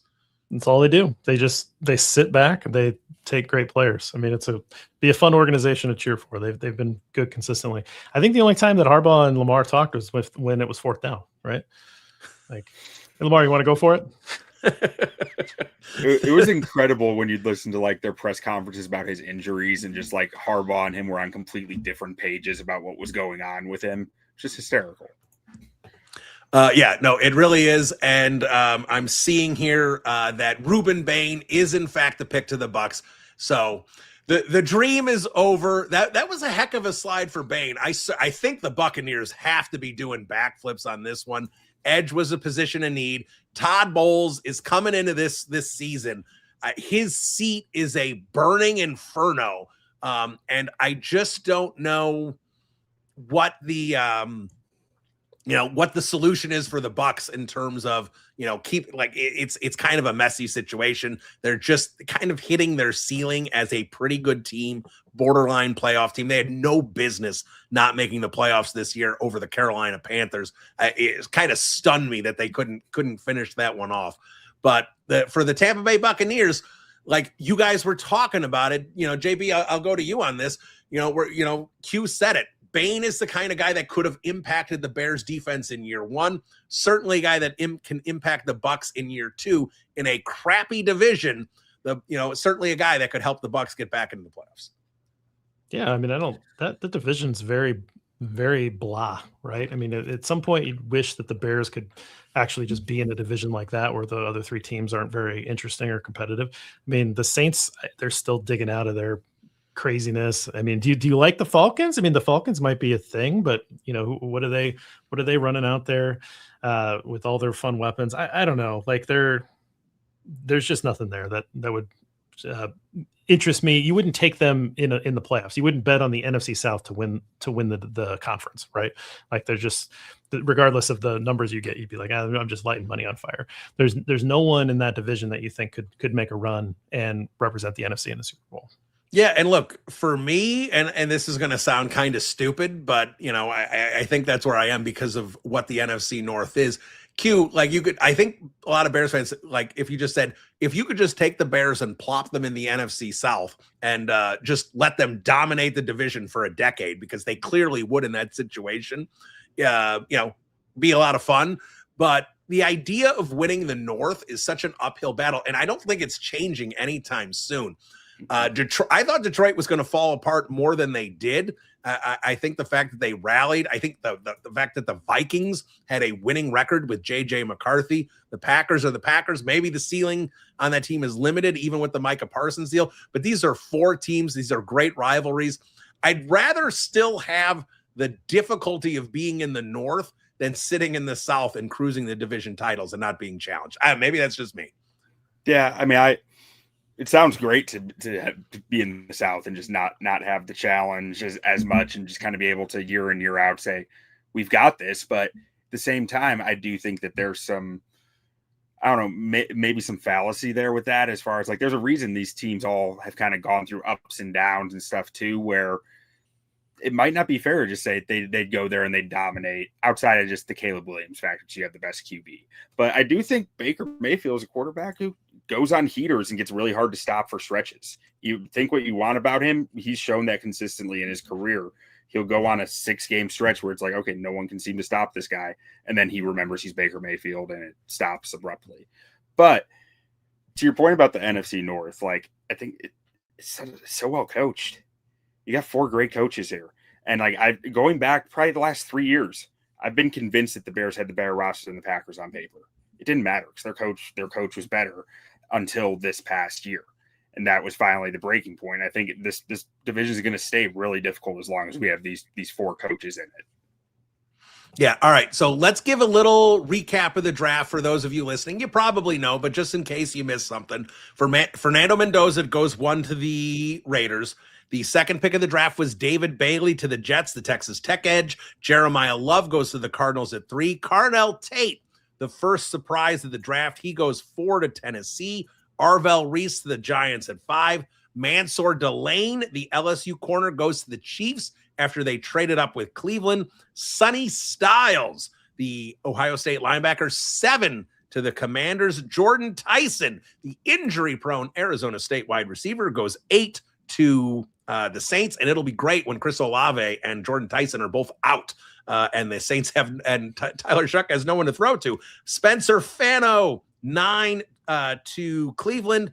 Francis Moaga goes to the Giants. That's the Miami tackle. Caleb Downs, 11 to the Cowboys. Caden Proctor, 12 to the Dolphins. 13, Ty Simpson, a nice pick for the Bears there, especially if somehow someone trades up in front of the Bears to take Carson Beck. I don't think it's going to happen, but it's there. Penn State guard, as we've been talking about. Ioane goes to the Ravens, and Ruben Bane. So 2 really good players at 14 and 15 there. So now the New York Jets are on the clock. The pick is in there. This is interesting here, Q. Let me kind of ask you, you know these prospects well, you know the teams well. We've got the Jets, we've got the Lions, and we've got the Vikings. Now, Stephen Matthews says, do we try and beat the Vikings to Theenaman? You'd have to trade with the Jets here. It's too late because I don't think the Lions are going to let you trade up and get one of their guys. So, Stephen, I don't think that's going to happen. But Q, kind of interesting, the next three picks here. I don't think the Jets are going to do something that impacts the Bears, although if they take Mekhi Lemon, that would make a lot of sense. Another wide receiver off the board, that helps. But the Lions could be going tackle. The Vikings could be going safety. If the Vikings don't go safety, the Panthers could go safety. a couple positions of need for the Bears here. A couple key guys could be going off the board here in the next couple of picks. Yeah, and those are guys who, looking at my board, it's Mekhi Lemon, Monroe Freeling, Dylan Theenaman. Those are the next three players on my board. Those are the next three on your board? It makes a lot of sense that those would be the three who might go here, at least based on my eye and my evaluation. So like I feel like the Vikings have been considered a lock for Theenaman as long as he's there for forever now. Maybe some of that is just Harrison Smith bias, but like he makes a lot of sense for their defense and Brian Flores, I think. And if I'm the Lions and I'm seeing Monroe Freeling there, I'm really interested in that, because maybe I don't have to move Penny to the left side, or maybe I do still do that because Penny wants it and Freeling has played on the right side before. All right, JB, we're going to wrap up with you. Thank you for joining the stream for so long, but I'm going to put you on the spot and ask you, the Bears at pick 25, who are they going to take? All right, I'm gonna wish cast a trade down out of the round, but if you're gonna make me pick a player, they stick and pick. You got to pick somebody. I will say Falk. Okay, we've got two Falks. That's a Falk for Ross Reed. That is a Falk for JB. And Evan had McNeil Warren, the safety. So those are the three predictions so far. Taylor Dahl is going to be joining the stream here in just a little bit. But Q, let me ask you here before we bring Taylor into the mix as well. What tackle, if the Bears take a tackle, now, in terms of any of these guys left, who's a tackle that you would most hope the Chicago Bears can select here at 25? If the Bears take a tackle, who is the best guy that you would like to see the Bears select? Because I know you know offensive line really well, especially these prospects. Yeah, it's Monroe Freeling for me. If he gets past this little stretch here, like Monroe Freeling, he's left tackle. He has really all the physical traits you're looking for, all the physical tools you're looking for. When I first watched him, I first watched him against Alabama, right? And like their best edge rusher, LT Overton, is a real jumbo edge rusher, not really a speed rusher. And I was like, okay, Monroe Freeling's offensive tackle 1. Great. I got that done. And then I went out and watched some more games and specifically targeted him against some speed rushers.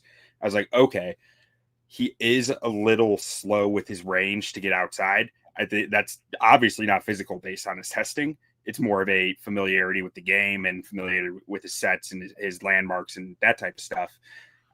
I think he's going to get a lot better at that really quickly. The guy has not played a ton of college football even, and he grew like crazy from the start of last year to the end of last year. And he fits great. He fits this offense great. And even if his range does stay a little tighter than his testing would imply, I'm okay with that. The NFL's gone through some changes at offensive tackle the last 2 years. And I think we're seeing it in a lot of evals, like last year, the offensive tackle out of Texas, Kelvin Banks. Everyone, I thought he was a guard last year. Everyone seemed to think he was a guard. And he played great this year at tackle. And it's because I think schematically the NFL is changing a lot to ways that you can really protect tackles who might not have the range they needed 3, 4, 5 years ago. I think we saw it with Ozzie last year too. I don't think Ozzie's range wowed anybody, but the Bears found ways to protect it because of the way they're scheming their offense. And that type of scheme is really growing the league right now, which makes offensive tackles a lot easier to find. Yeah, absolutely. So I want to ask you a little bit more about offensive line, but the Jets pick is in. It has been announced. It is Oregon tight end Kenyon Sadiq. That's an interesting pick from the Jets. A lot of people thought they were going to go receiver. Now they still go offensive weapon, but last year I believe it was the second round, they took Mason Taylor, who's, again, the Jets dumpster fire offense. It was tough to assess anyone, but he did have a couple of moments there. So the Jets look like they might be living in 12 personnel frequently here with Mason Taylor and Kenyon Sadiq. And again, just a rumor, don't know how valid it was. I did hear Ben Johnson really likes Sadiq. If he fell into the 20s, something interesting might happen there. But that is another guy off the board and an interesting thing for the Jets here with what they can do with 12 personnel. as much as I trust Ben Johnson and, would love for him to get as creative as possible, I think it's a blessing that Kenyon Sadiq did not get into the 20s then, because I just don't know how I would respond to that. What I'm trying to remember, and I don't know if you remember, I don't know, was it the championship game a couple of years ago? There was a game that Monroe Freeling was getting torched on. It was like the semifinal or the net. Do you remember which game it was? Ooh, I don't. I tweeted about it because it was right after Karan Amagaji was getting smoked by the Vikings. And so I was annoyed with Ryan Poles at the time. And I said something about, he's got to love Monroe Freeling here. It would be really kind of funny if that ended up being the pick. Let me see if it, the Twitter search never works. Oh, all right. It was January 2nd, 2025. Ryan Poles watching Monroe Freeling right now. So that had to have been a semifinal game. Yeah, the Notre Dame game. Notre Dame. Okay, it was Texas Notre one. Dame. Or Texas. It had to be one of the two. Yeah, he absolutely got destroyed in that game. And obviously, like you said, a lot of growth this year. That was only his 5th game starting of his college career. To be clear, like, he was very, very green still. And the growth he showed, like, from week 1 of the 2025 season to the end of the season was immense. Like, week 1, he did not look very good. Yeah, so there you go. So Monroe Freeling, let me ask you one more offensive line. So if Monroe Freeling is gone, and I don't think he's going to fall that far, but I think after Freeling, I think there's a chance any of these other tackles could be there, because I think it's just going to be a flavor of the other tackle needs of who they like. If Freeling is gone and the Bears go tackle, what's your next ideal tackle? This one gets some pushback, and like it's a big toss up between people. Some people will tell you Caleb Lomu, some people will tell you Blake Miller, but I'm Max. I hate Janor. I keep mispronouncing it. I keep like looking it up and then forgetting on the spot how to pronounce it. But this guy moves different. He is a special athlete, and it's very convincing to me when I flip on his tape of, especially when I combine it with something that Brandon Thorne was talking about the other day of, if he was evaluating for the Bears, his risk appetite is a lot bigger because of the coach, because of the left guard that you're putting him next to in Joe Thuney, because of the infrastructure and the way they run their offense. And that's how I feel about Max, because I think this dude can play as long as you protect him some. He might not play week 1, but by like the second half of the season, kind of how we saw the Bears do with Ozzie last year, I think he can be a real difference maker in your run game and a good enough pass protector who's only going to grow and grow and grow. When I think about that, this guy's only played. Bill, this guy is way too good at football to have only played 5 years. It's really as simple as that. He should not be as good as he is, and it's insane to me that he's doing the things that he can do, because the guy never played until junior college. It's like the natural out there. I liked Demarius Mims 2 years ago, like probably about on average with where everyone else was, but I was like, you flipped on his tape, like, this dude's just so natural at it. And last year you started to see Demarius Mims kind of find that some in the league. I feel better about Max than I did a Mims ever, really. I'm just very high on this guy, and that it might come back to bite me, but like, it's a risk I'll take because you don't find guys this weight who can move like he does. All right, the Detroit Lions pick is in, so we'll see if they take Freeling here, and then we're going to bring Taylor Dahl on. We'll be talking to her for a little while here. Taylor, great person to talk to if you've been watching her Making Monsters series or listening to them on Second City Gridiron. She has been going through a ton of these prospects, so she's going to be great to talk to here in just a minute. But Q, as we're waiting here for this pick here, I'm going to ask you here once we get the pick to give a quick analysis on it, because it's got to be a tackle for the Lions. Yeah. It's got to be there.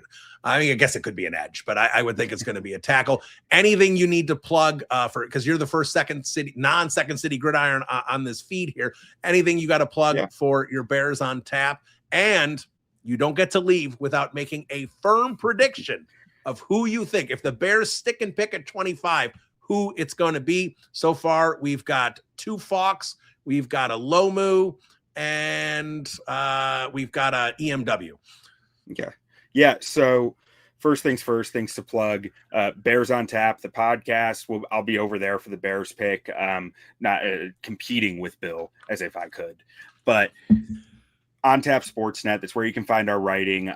Building the Board is our project we do every year, where we aim to build the Chicago Bears draft board. Myself, a handful of scouts that we have over there: Tom Cavanaugh, Danny Meehan, Seth Conklin, Luke O'Grady, Steve Letizia, and let's see, Jacob Infante helped some this year with it, which was big WCG guy.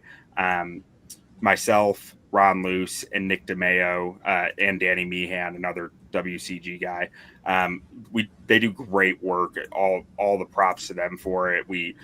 It's from January until today we've been working on it. So make sure to go over, check that out on Tap Sportsnet. We have podcasts, we have articles, we have tweets about it with the hashtag Building the Board. So make sure to check that out. And as far as I'll make my prediction now, so if I have to jump quickly later, it's already out there. And by the way, Blake Miller, the tackle taken by the Lions there. So that could impact Sewell. So Sewell's moving to the left side for sure. He must want to. But Bears pick is, I'll be your third Keldrick Falk. I was looking at his measurables today while comparing them to Cam Jordan's, who I think Dennis Allen wants to model his defensive ends after. And I was like, these are really close. These are really similar. Keldrick Falk has to be my pick. All right, so there you go. We've got another selection for Falk. Q, thanks for all your information and analysis. And as we bring Taylor Dahl on here, the Minnesota Vikings are making their pick. Is this going to be Dylan Theenaman? If not, is he going to go to the Panthers? I know that's a guy. Oh, we've got a surprise. Caleb Banks is the first defensive tackle off the board. Wow.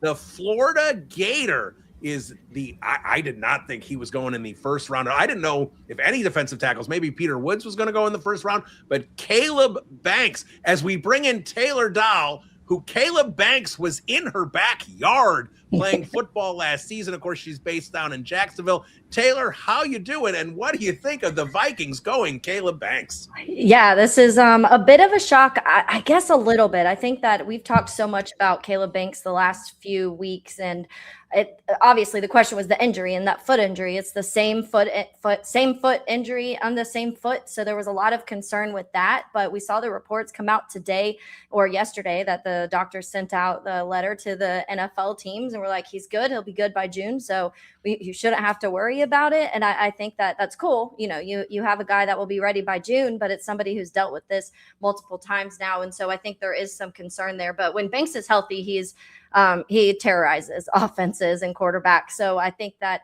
when he's on the field, that's somebody that definitely you got to worry about. And I think, honestly, Brian Flores is probably drooling a bit at the potential of what you have out of that as long as he stays healthy. Yeah, no, I mean, look, Brian Flores wants Caleb Banks. There's probably a reason because that defense hums. So obviously we've got plenty to talk about here with Taylor. But Taylor, I'd love to kind of get your thoughts here on the first, what it would be now, 18 picks of the draft. Anything interesting to you? Anything shocking, surprising? Obviously, the Ty Simpson pick took a lot of people by surprise.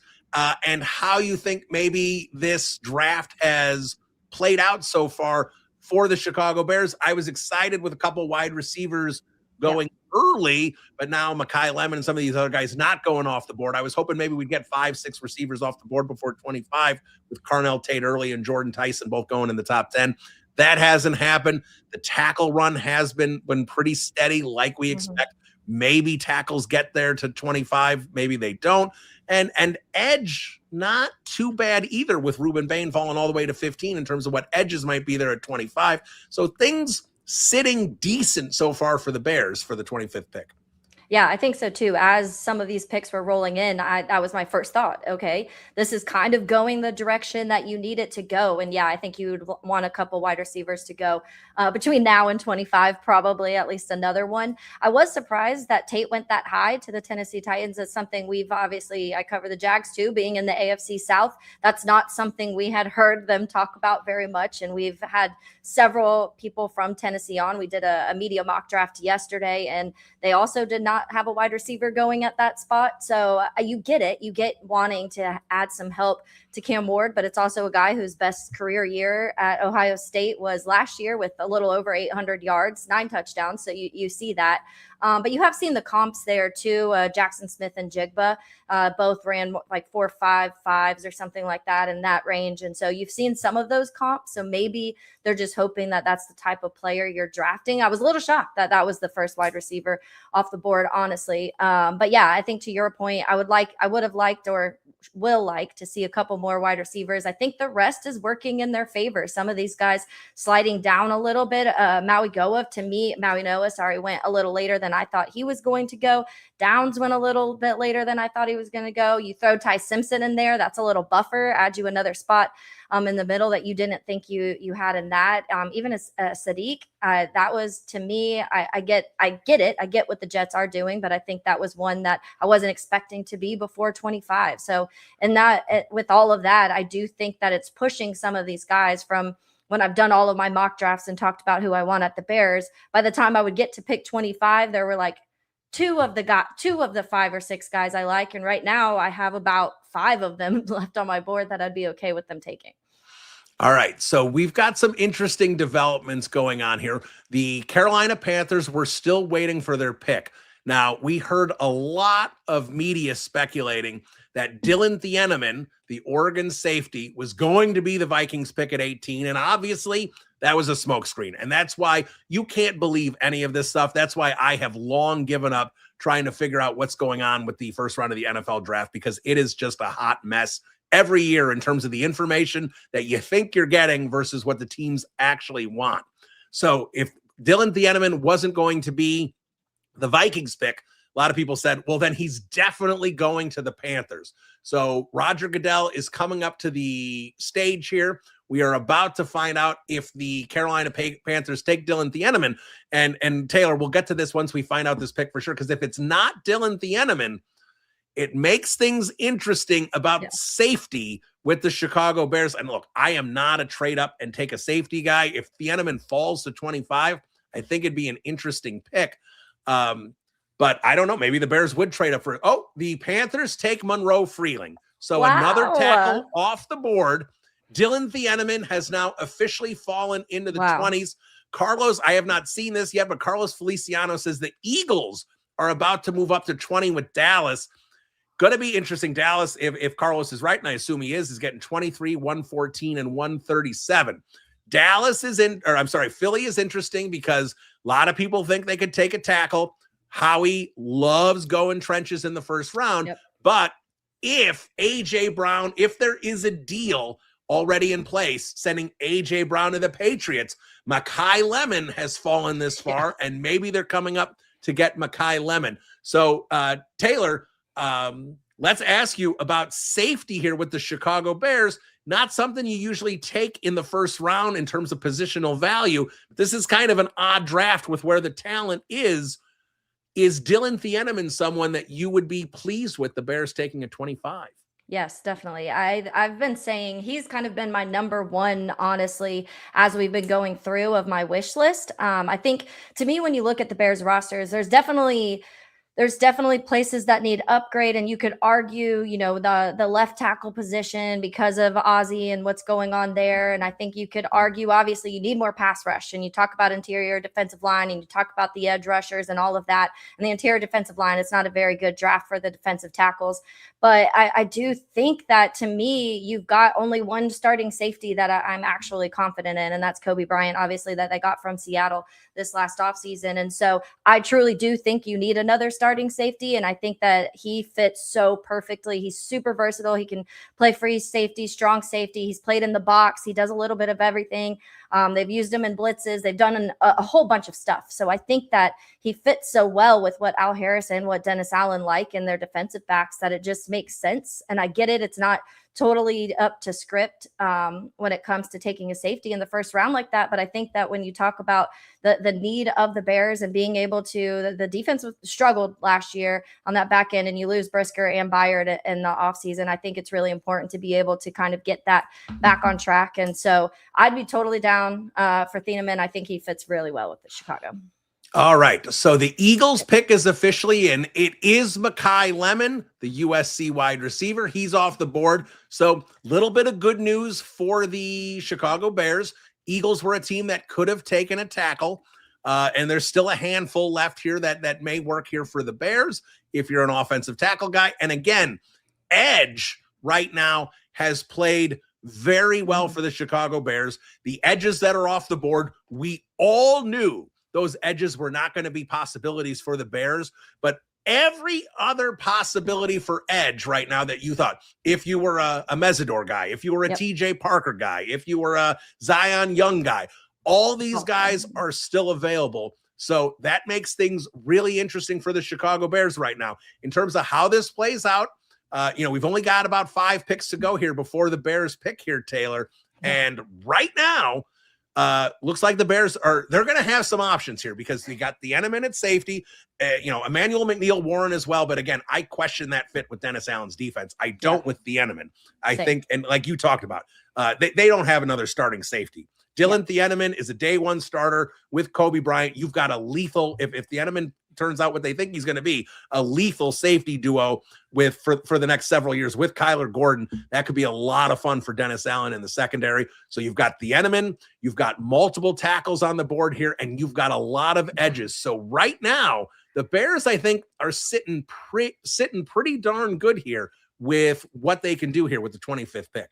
Yeah, I think so too. I think the board's falling very well to them. And like I had just said at the start of this, I hope one more at least receiver goes in between. So thank you, Philly, for doing that. But to your point, when it talks about a safety too, because I think that I agree with you on the Emmanuel McNeil-Warren. I don't think he fits this defense. I think he's a great player, and I think he'll be good in the NFL. I just don't think it's the type of safety that technically fits right into the type of scheme we have here. And Theenaman, I really do think. And then to me, the next issue with that, if you don't take a safety here, there's a little bit of concern after that for me. I think there's AJ Halsey after that, and then there's a huge drop to where, you have Kamari Ramsey, and he's somebody that's probably going to go in the 80s. So there's a big drop between these guys that you could get that are projected at the end of first, beginning of second, to what that next safety level could be. And like you just said too, Bill, it's a place you need a starter. So that's really important. But the edge rushers work too. And how many years now in a row have we been talking about needing an edge rusher, another edge rusher in Chicago, pass rush in Chicago? So if you have the chance to get one of those guys, to your point, Mesidor, I know a lot of people are a little hesitant on him because of his age. He's a little bit older, and then some injury issues when it comes. But I did one of my podcasts I did on him with Adam Lichtenstein in Miami. He was talking about he got special cleats made for him this last spring, and he was coming off that injury, and they figured out okay, what's going on with my feet? So he got special cleats made to fit his feet so that those type of issues don't happen in the future. And then he played a fully healthy season this last year. So I think those are some of the things to keep in mind when it comes to him. But then, you still have Keldrick Falk that a lot of people, 3 people now on this podcast have selected. You have TJ Parker. So there's a lot of choices right now for Chicago when you talk about at least and value picks too at 25. So let me ask you this, and let's put safety aside because, yes, they don't have a starting safety. But let's look at left tackle, let's look at defensive tackle, and let's look at edge. Out of those 3 position groups with what the Bears currently have on the roster, which one concerns you the most? Yeah, I think I would say defensive end. I think I would say edge. I feel like, and this is just for the here and now this year, I think that could change quickly. I still have this bit of a mindset. I think Javon Dexter, I like him. I think there's still some more development to get out of him, but I think that with the right pieces around him, he can, and you've seen glimpses of it so far. You just really haven't been able to see it consistently, but there's also been no help on the outsides. And you talk about some of the stuff when it comes to injuries beside him. And I do have this belief too that Grady Jarrett got injured and was banged up, and you really didn't get to see a healthy Grady until the postseason. And then you saw what Grady Jarrett can do still at his age, but you do have to plan post Grady Jarrett because I don't know how much longer he's going to be playing. And that's where some of this conversation comes in, because you definitely need to fix the depth on the interior, but I just don't know. I feel like on the outside across from Montez, obviously Dio didn't work, and maybe he has a resurgence this season. I just don't have much faith faith in that. And Austin Booker is really fun and has these flashes. I just don't know how well Austin Booker fits in a Dennis Allen defense either when it comes to his measurables and his size and things like that. So I think that's part of the conversation. And I feel like maybe Booker is a rotational guy that you could throw in, but you still need another true edge that can consistently rush the passer. And that's just something we haven't had in a while. So I would pick edge over the interior, I think. Okay, so the Pittsburgh Steelers, the pick is in. Obviously, the NFL draft is in Pittsburgh, so the Steelers fans are having a full-blown party here. They've turned off the lights. They've got like disco towels balls everywhere. Yeah, the terrible towels are soaring here. The Steelers fans are having a lot of fun. I mean, it is a sea of people here. I mean, it's wild. I used to cover the draft a lot when it was at the Radio City Music Hall in New York, but obviously seating was limited there. That's what, like, I don't know, 10, 12,000 seat play. Like, what has happened with the NFL draft with what they do now at these sites is pretty remarkable to watch. Look, I love the NFL draft, but tens of thousands of people showing up to watch Roger Goodell say names. It just tells you how big the NFL is. Jerome Bettis is out here waving towels. They've got a whole group of people behind him. So we'll find who the Steelers are picking here momentarily, and we will talk about how that's going to impact the Bears here with their pick here coming up in just a few spots. Bill, can I ask you in reverse? Let's go. What do you got? What is your thoughts on that? The question you just asked me, that edge or defensive tackle? So actually my answer, because I also threw left tackle in there, my answer is left tackle. And I think the Bears defense is bordering on a dumpster fire right now. I don't think they did enough in free agency. I don't think you're going to find enough. Now, again, they can still get Cam Jordan. I understand there's still veterans out there they can sign. But as of right now, like, I have concerns that you can go defense at all four of their picks here on day one and day two. I don't think it's going to be enough impact players to make the defense significantly better. Yes, better than they were last year, but not significantly better. So I understand that with the defense. But my concern is if Braxton Jones and Jedrick Wills can't get it done at left tackle, if you've got a revolving, if you've got a turnstile there, you're in a problem where you need your offense to be incredible. Yeah. You need Caleb to go nuclear. You need Burden and Loveland to become stars this year. You need this offense to be an elite offense where they can kind of carry the defense, because I don't think the defense is going to have a great year. So I look at this and go, because I want the Bears to be a Super Bowl contender. I don't want them to go 10-7 and sneak back into the playoffs. I want them to be a Super Bowl contender. And I don't think we can make the defense good enough to do that this year. So I want to make sure the offense can hum. And I am concerned that if left tackle fails, they don't have the horses that they need to fix left tackle. They can't sign anybody, right? Left tackles cost $20 million. They're not going to have enough money. Darnell Wright's about to get extension. Caleb's getting a huge bag in, about 14 months. So I have concerns about the viability of left tackle. Now, again, if Ozzie can get back and be his usual self by the end of the year, or at least in 2027, you got nothing to worry about. Yeah. But that patellar tendon injury, I mean, everyone who knows what they're talking about says it's a disaster, especially for a guy his size. So let me update the situation here, because someone that a lot of Bears fans were hoping, if they wanted to take a tackle, and I'm going to screw up this name, but I'm going to give it a shot anyway. Max Ihonachor, I believe is how you pronounce it. The Arizona State left tackle, he did in fact go to the Steelers. That makes a lot of sense for them. They are really trying to fortify that offensive line. And if you have a 42-year-old quarterback who can't move anymore, you certainly need as many hosses in front of him. Broderick Jones has a neck situation going on. They don't know what's going on with him. So the Steelers certainly, this pick makes a lot of sense for the Steelers. I was hoping upon hope that somehow, some way, they were going to take Carson Beck after Tom Pelissero said he has a chance to go late in round one. That would have been just money for the Chicago Bears. But Taylor, we've got another offensive lineman off the board. So the tackle picks are starting to thin out a little bit. You still got the Utah tackle, but there's not a lot left there. If you're like me you want offensive tackle, there's not a lot of options left. But between safety and edge, there are plenty players available. Yeah, I think it's Ihanachor is how you say it, but that one is a difficult one. I do think for you, I mean, you just went on your rant leading into this about how important you felt like that left tackle position is. I've honestly, Bill, been kind of on the other side of it when it comes to tackle. I've been kind of, maybe if you can get one a little later in the draft, I wouldn't mind, but I feel like you can get enough out of Braxton. It looks like right now, if it's not Braxton, a Jedrick or a Theo or one of those guys, and you can get enough just to get you through the season, and then maybe you figure it out next year type of thing. But just because I don't want another year where you're allowing 35 points on the road. So I do want to invest as much as possible on the defensive side of the ball. And that's kind of where my mind goes. But I totally get it from your perspective in the sense of, okay, well, if you don't feel like that defense can go from 31st to 15th or 16th this year, then you're going to have to score a lot of points like you did a lot of times this year. And so that left tackle isn't really as important. And especially when you talk about in Ben Johnson offenses and how important that line is and movements and shifts and guys who can pull and do a lot of sort of things, you want to be able to have a guy that you trust out there to be able to do it. And clearly the two of the guys we're talking about right now couldn't keep their jobs last year and lost it to a rookie in Ozzie. So there definitely is that argument right there.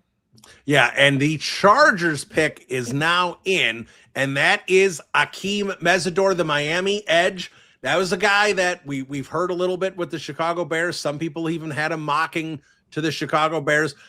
Mesidor is a very good player, and he's probably going to step in and make an impact as a rookie, and that is because he's 25 years old. So if Mesidor was the pick at 25, I would have had a little bit of an issue with it, because I'm fine taking older rookies on day 2 and day 3. I don't want to invest premium draft capital, that option with that 5th-year option and everything. I don't want to do it on a rookie that's that old. I would have had a concern there. So even though that's an edge off the board, I'm okay with it being Mesidor. Yeah, Mesidor, I went back and forth with a lot this season because I just wasn't there. I really like him as a player, but I do think that you have the conversation. I mentioned earlier a couple injuries, you mentioned age, and some people I've talked to different coaches who value that a little bit differently. Some of them are like, all right, well, that's experience. And some of them are like, okay, well, it's 6 years in college. And I feel like that's tread on the tires, and you're already getting a player that's 25, turning 26 years old. And so people look at that a little bit different, but I do think that I think he's going to be a really good player. It's just kind of depending where your organization is and where, if you feel like you can do that. Obviously, the Chargers have been able to build a pretty good defense out there with a lot of different pieces. So they have a guy that they feel like can plug and play, and their defense is already pretty set. And the Bears obviously aren't in that position whatsoever. All right, we are going to bring Aaron Lemming to the room now. So we've got Aaron and Taylor together here for a little bit before we let Taylor go.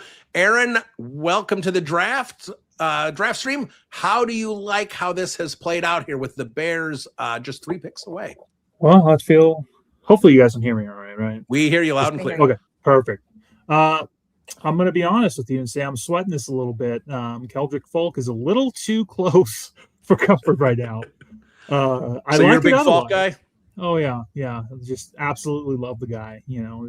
I identified him super early in the draft as somebody that I absolutely loved, and here we are, 2 picks away from him being the nightmare pick of the Bears for me. So All right. So Taylor, before we let you go here, again, I've put everyone on the spot, so I want your firm pick here. It's 3 picks away. The Chicago Bears with the 25th pick. No trade backs. That's not allowed. Who do you have the Bears taking? I know I'll say this and then he'll end up going with like this pick, but I'm going to ride with what my wish list was, and he's still there. And I had no thought that he'd still be here at this point. And I'm going Dylan Theenaman. I just think that safety position, like I said, is too important for the Bears right now. You only have one starting safety. I don't like the drop off after him and then AJ Halsey out of LSU. There's a big gap between the safeties for me. And so if Theenaman's there, I'm an all go for that pick. All right. So there she is, Taylor Dahl. And she'll be making monsters on all these Bears picks here throughout the offseason. So make sure you lock into Second City Gridiron, the YouTube page, and the podcast stream. She is going to have plenty of great content for you on all these Bears rookies. Thanks, Taylor. Yep. Thanks, guys.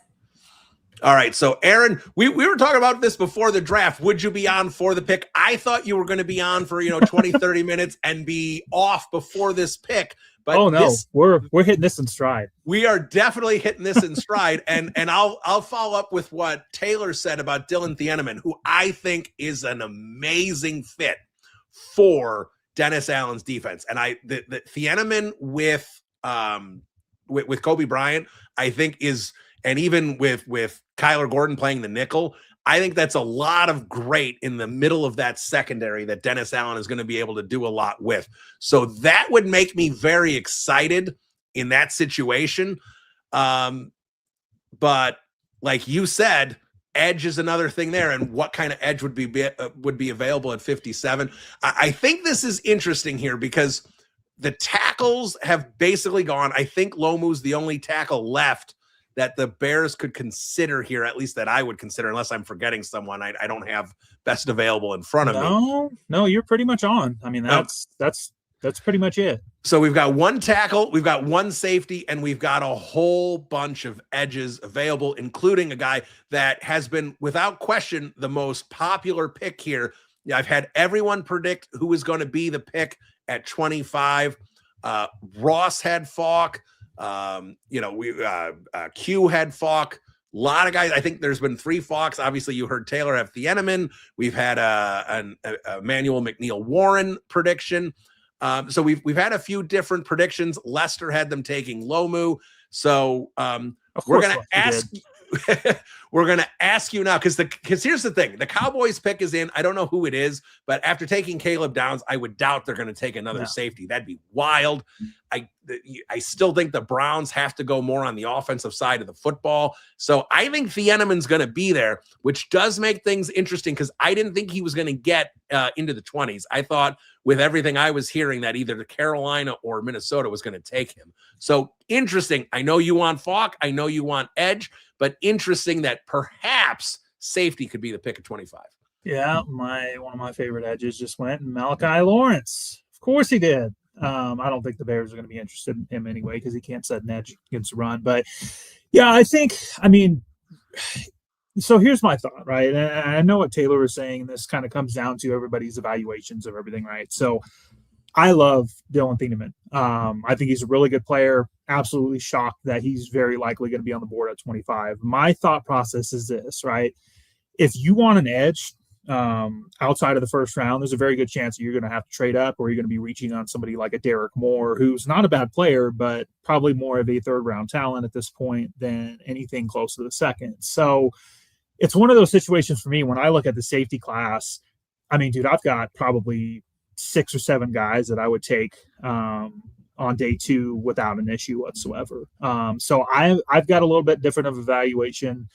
Offensive tackle, it does make sense. Lomu is one of those guys for me, though, and I'm sure a few people have already pointed this out. The lack of contact is a little interesting to me, especially. Yeah, he doesn't have that tackle. Ben, he doesn't. The Dan Campbell, the bite your kneecaps kind of thing that Ben Johnson's looking for. Exactly. So it's definitely interesting. It's also interesting that the Browns are still on the clock right now. So I'm actually, just so we can talk about this Bears pick as much as possible, Jordan Schultz tipped the pick. It's Casey Concepcion, the Texas A&M wide receiver.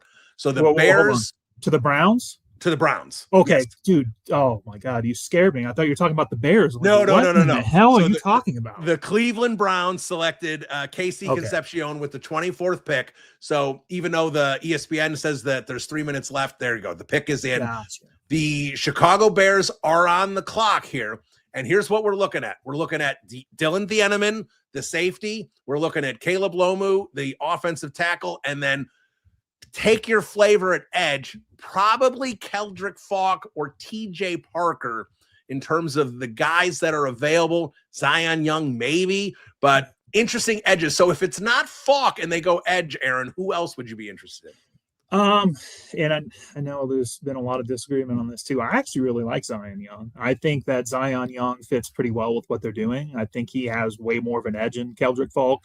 And I think that their ceilings are relatively similar. I know that everybody keeps saying that Falk's 20 years old. He's not. He turned 21. The age difference between the two players is about, I think it's like 6 to 7 months. So it's really not that different.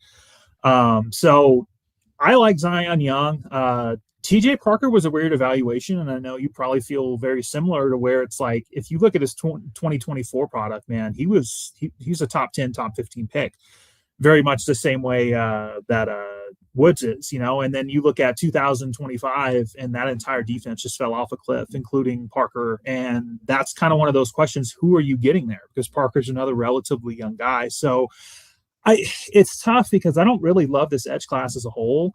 But again, I think if you're looking at the depth chart right now, I mean, you've got to make a move either tonight or tomorrow. And I guess the other thought process here would be, if they take a Lomu, if they take a Theenaman, then do they come back tomorrow and possibly trade up from 57 to secure their guy, especially after last year, what we saw happen with running back, where, you could see those guys go off the board right before, and you could be, I wouldn't say stuck, but you're in a situation where maybe you don't get the player that you want. So maybe Ryan Poles, even though Luther Burden worked out, maybe he looks at that situation and says, okay, I'm going to make a move. So it's going to be interesting. Like I said, I think if you're looking at it from the way that the board stacks up, edge probably makes more sense tonight.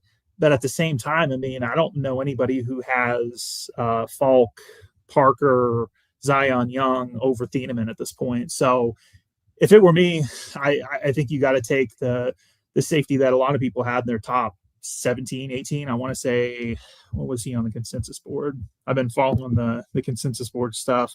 So he's 17th on the consensus board, and Falk is 20th.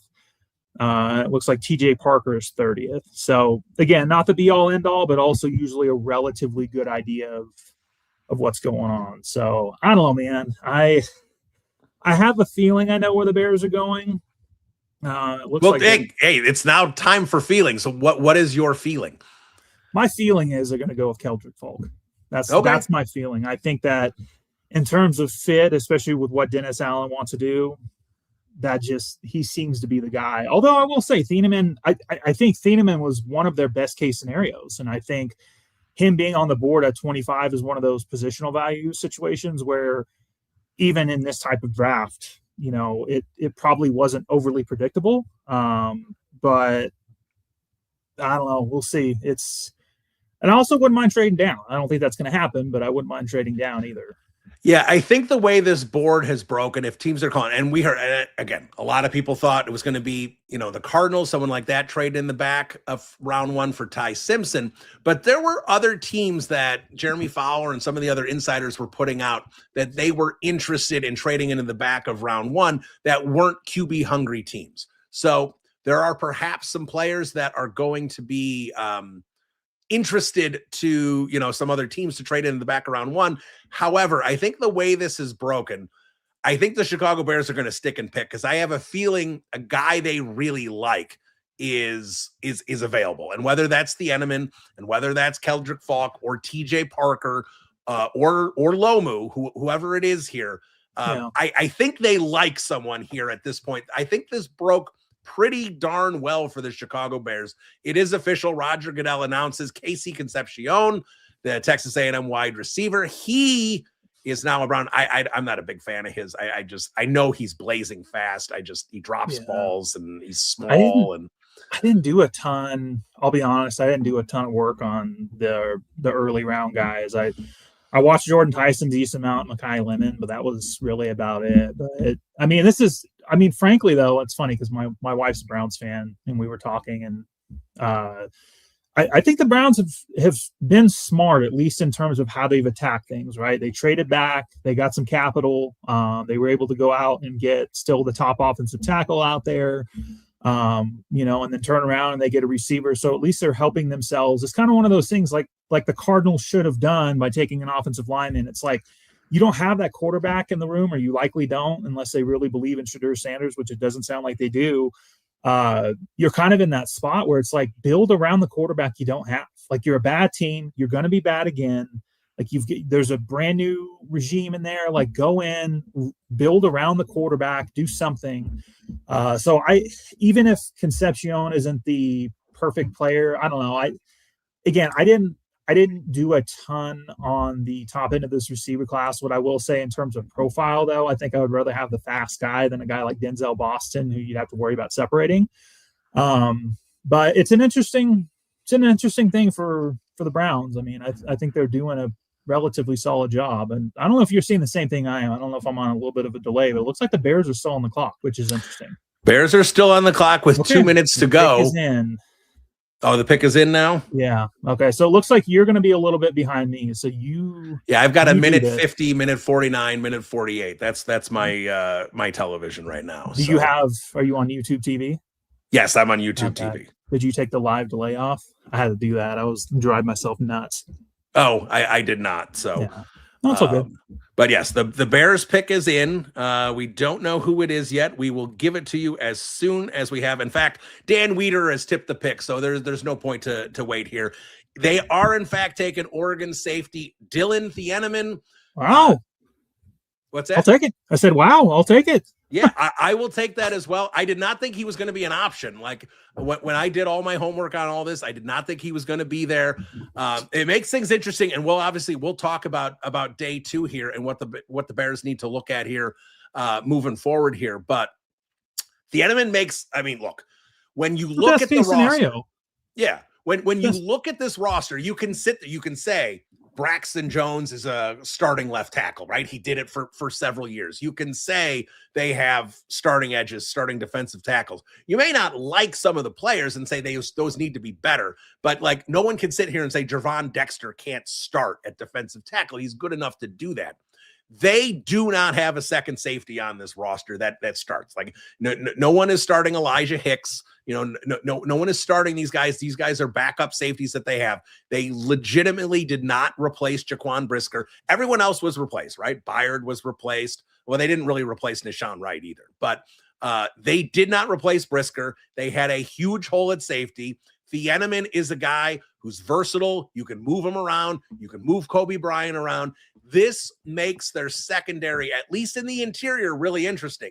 And if Jalen Johnson gets back, Aaron, to who he was before this injury, if he struggles this year, obviously they have issues out on the boundary corners on the outside. But if Jalen Johnson gets back, even if they don't love Tyreek Stevenson or Terrell Smith or whoever the heck is going to be starting over on the other side, you've got a really interesting secondary that I think Dennis Allen will like to play with. Yeah, well, they've officially got an exciting white in the secondary now, so we can take that how we will. Again, when I looked at this, I think if you're looking at it from positional value standpoint, I know everybody had different evaluations along the offensive line. I think if you're looking at it from positional value standpoint, I think, it's like, you're looking at it, weighing it against edge or offensive tackle, maybe not the best. But again, I mean, it's kind of like tight end, right? Where last year, a lot of people are like, why did they do that? At least there's a need at safety this year. But I think that this kind of goes back to the best player available, right? And I think objectively speaking, yes, safety can be hard to evaluate. But I think objectively speaking, if you're comparing, again, Caleb Lomu, who has a lot of questions as a run blocker. Yeah, he's athletic as hell. Yeah, he's pretty good as a pass blocker. But again, physicality, does that really fit? You start looking at guys like Keldrick Falk, who didn't really produce. Zion Young, questions about his ceiling. TJ Parker, who are you getting there? Then you look at a guy like Theenaman, who not only produced at Oregon this year, which a lot of people obviously know, but then you look at what he did at Purdue. And you're talking about a guy that ran, what was it, like a 4.33 40? I mean, the guy's super athletic, great range. Sometimes you just kind of have to go with what the board gives you. And again, I think this sets up a situation tomorrow where they've got 3 picks, they've got 57 and 60. And depending on how things play out, I mean, they not only did they fill a need tonight, but they're going to be able to kind of move around a little bit tomorrow if they want to. Obviously, I think edge is still going to be their biggest need.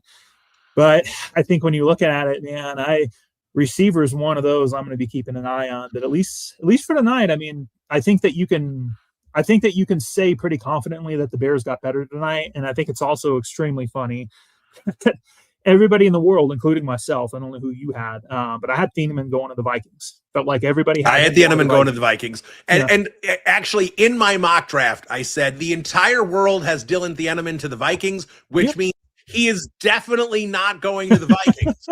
But I'm going to mock him there anyway because, what the hell.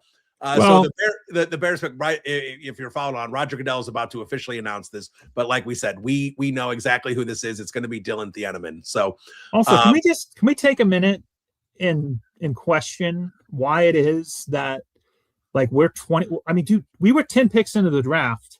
And they were already 3 picks behind. How are they? Oh my God! Far You behind? missed me ranting about that. Yeah, this is come on, man. This is like a day 3 thing where like they're 15 picks ahead and nobody cares at that point. Like, why are we doing this in the first round? Like, why did you cut down the pick times? If you like, I don't know, man. I think like bottom line here is the NFL needs to talk to ESPN. Because I know they work with their partners and they want to make this, dramatic and play out and all this kind of stuff. It is a television show and they're trying to build the drama on this. But if you're going to cut 2 minutes, you have to tell your TV partner that they need to stay on top of this. I mean, when they were at like picks 4, 5, 6, 7, they were so far behind. Like I'm getting texts about who like the 7th that the Chiefs traded up and they hadn't even announced the Titans pick. Like it's just I was so frustrated, but they have done a little bit of a better job here on the back half of this. I guess you don't have to spend as much time here, but we've got another trade here. It looks like Buffalo is moving up a couple spots. Buffalo's moving back. Texans Buffalo. That's right. Yeah. I'm sorry. The Texans are moving up. Buffalo is moving back a couple of spots here. We'll see exactly what that is.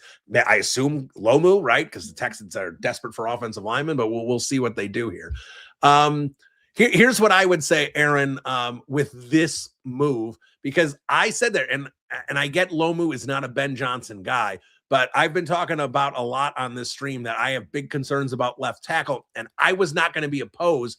And to the point where I said I would almost prefer if it broke that way, don't force it, but if it broke that way to take a left tackle.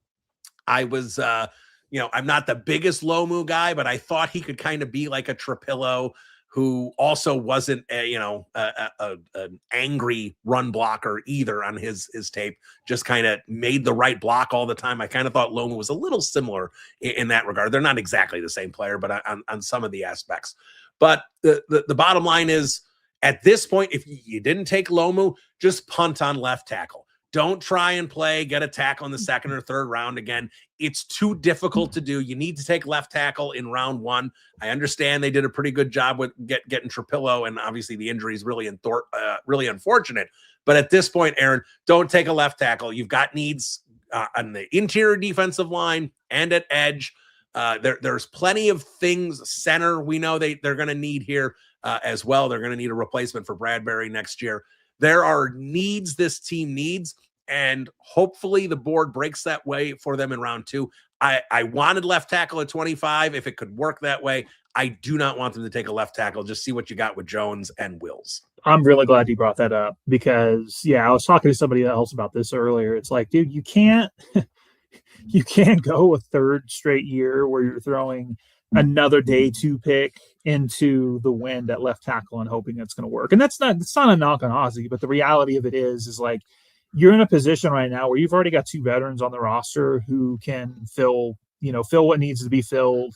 Worst case, they can go back to Theo Benedict if need be. But frankly, I mean, if Benedict's going to be an option for them, then there's been a few things that have gone wrong, right? So I'm right there with you. Because again, like you have to, I hate approaching the draft like this, right? But the Bears have put themselves in a spot this offseason where they've got to fill needs. And that's just really where it's at. And I know that they cleared some cap space earlier today. Wouldn't read too much into that. It was like $10.5 million.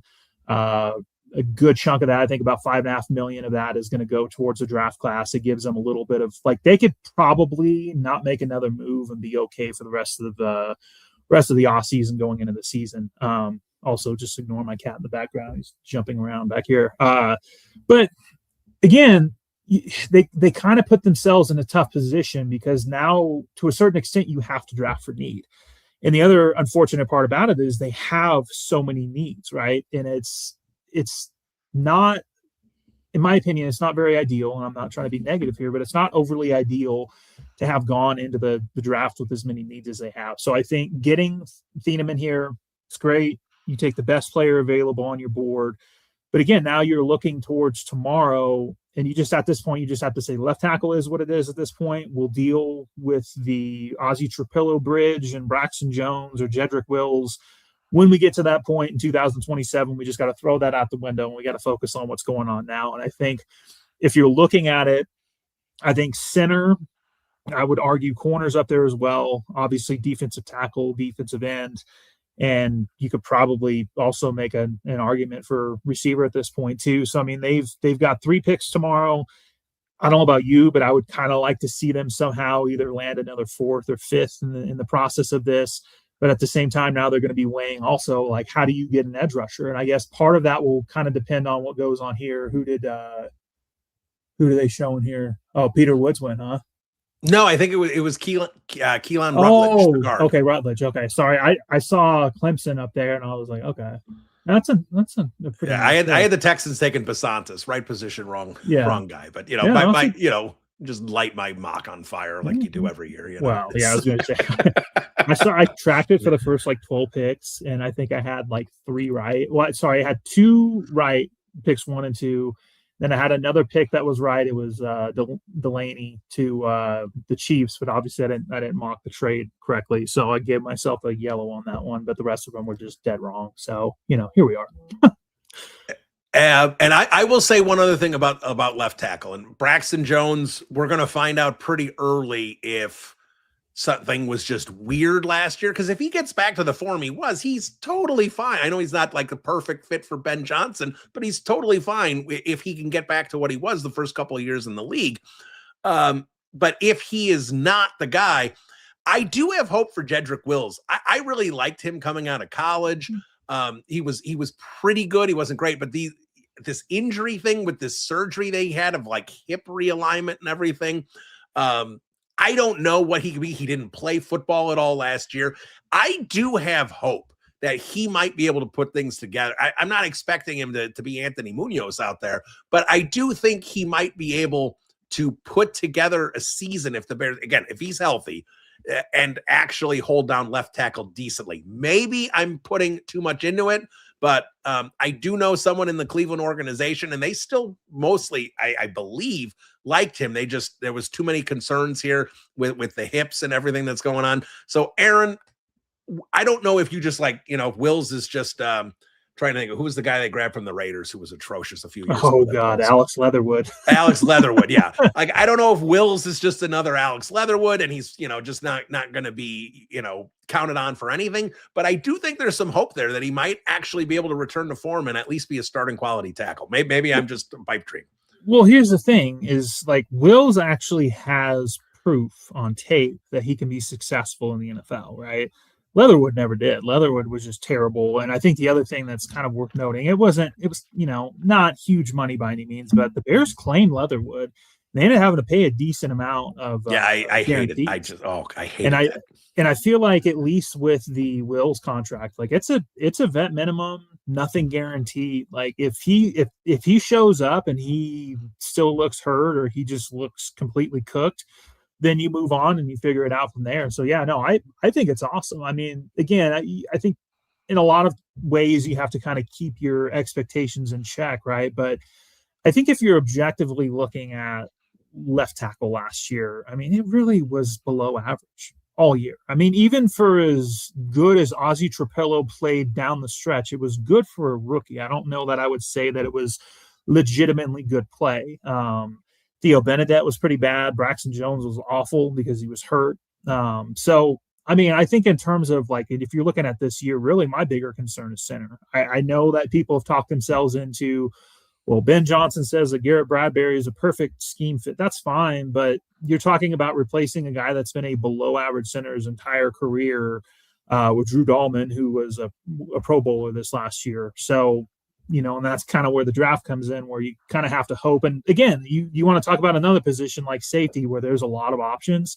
The Bears could probably wait until round 4. I don't know that I would do it, but they could probably wait until round 4 and still get a guy like a Brian Parker or maybe a Connor Liu because of his medicals, having torn his ACL late in the year. Like, they're going to have some really good scheme fit options well into day 2 tomorrow, and probably a little bit into day 3 that they can kind of go after. So that's kind of the nice thing. You talk about, again, you kind of have to start looking at it after you get to the first round. Like, how is the board stacking up towards their needs? And at least for me, I definitely feel like edge is kind of that one where you're like, all right, man, like, if you're going to wait this out, this is going to get a little dicey, and maybe it ends up working out for them, and maybe they get into tomorrow and they decide that they want to trade. I don't know that I would trade any of their picks for this year, but I mean, if they wanted to trade like a future 4th, move up a few spots to grab somebody. I think if you're going to trade 2027 capital, you can't trade anything higher than a 4th. Yeah, I agree. Which is, again, that's tough, because I think we're both on the same page as far as trade value charts, and Jimmy Johnson being kind of the one that still leads the way. And I mean, if you're looking at it from that, I mean, the value of a future 4th is really like a present 5th, which is like 40, 50 points, something like that. So that's not really going to get you a whole lot, but it may move you up enough to where, you're kind of able to do something. So it'll be interesting. Oh wow, Chris Johnson went. Who did Johnson go to? The Dolphins took Chris Johnson. They actually swapped with the San Francisco 49ers and moved up a couple spots. The Bills are on the clock now after trading down with the Texans. I'm surprised the Texans, I'll be honest, traded up for Keelan Rutledge. I would think he would have been there, but what do I know? I was surprised the Chiefs traded up as well. I thought they could have gotten Delane at 9. So, we'll see here. What's that?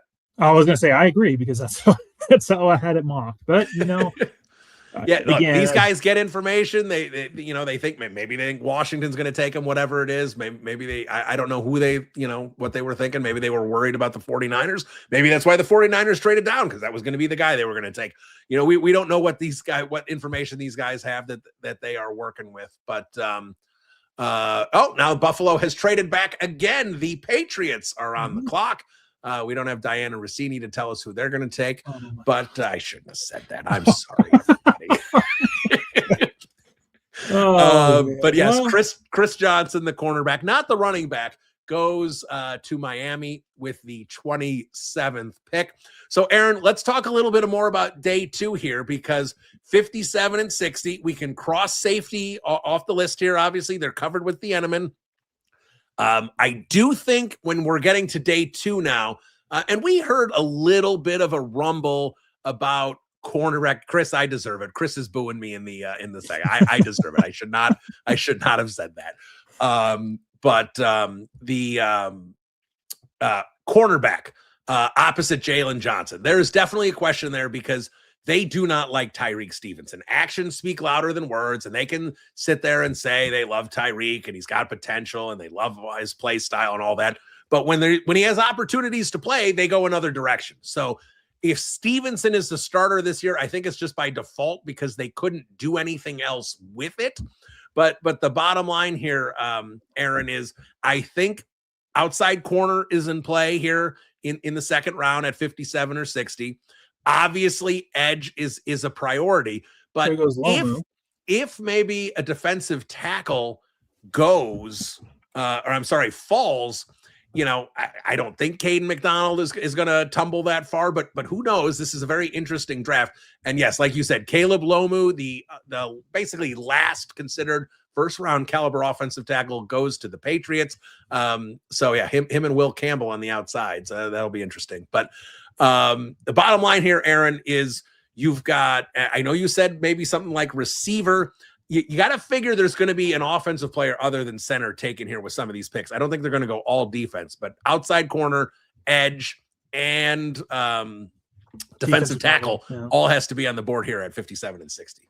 Yeah, I agree. And it's going to be very interesting to see. I'll be honest, the one guy that I actually thought, I don't even know if he'd have been a scheme fit for them, but the one guy that I actually thought could have fallen to the late second round that might have been interesting was Caleb Banks.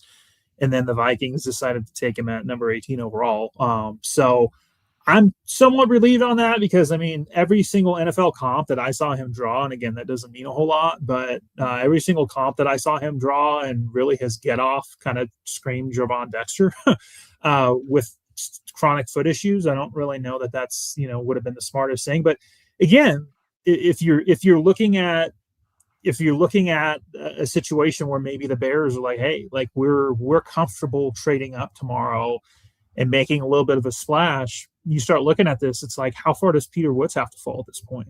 How far does Christian Miller have to fall at this point? You start looking at some of these edge guys. I mean, obviously we're doing this in live time, and it looks like Kansas City made their pick. We don't know who it is. So after that, so there's basically 4 picks left.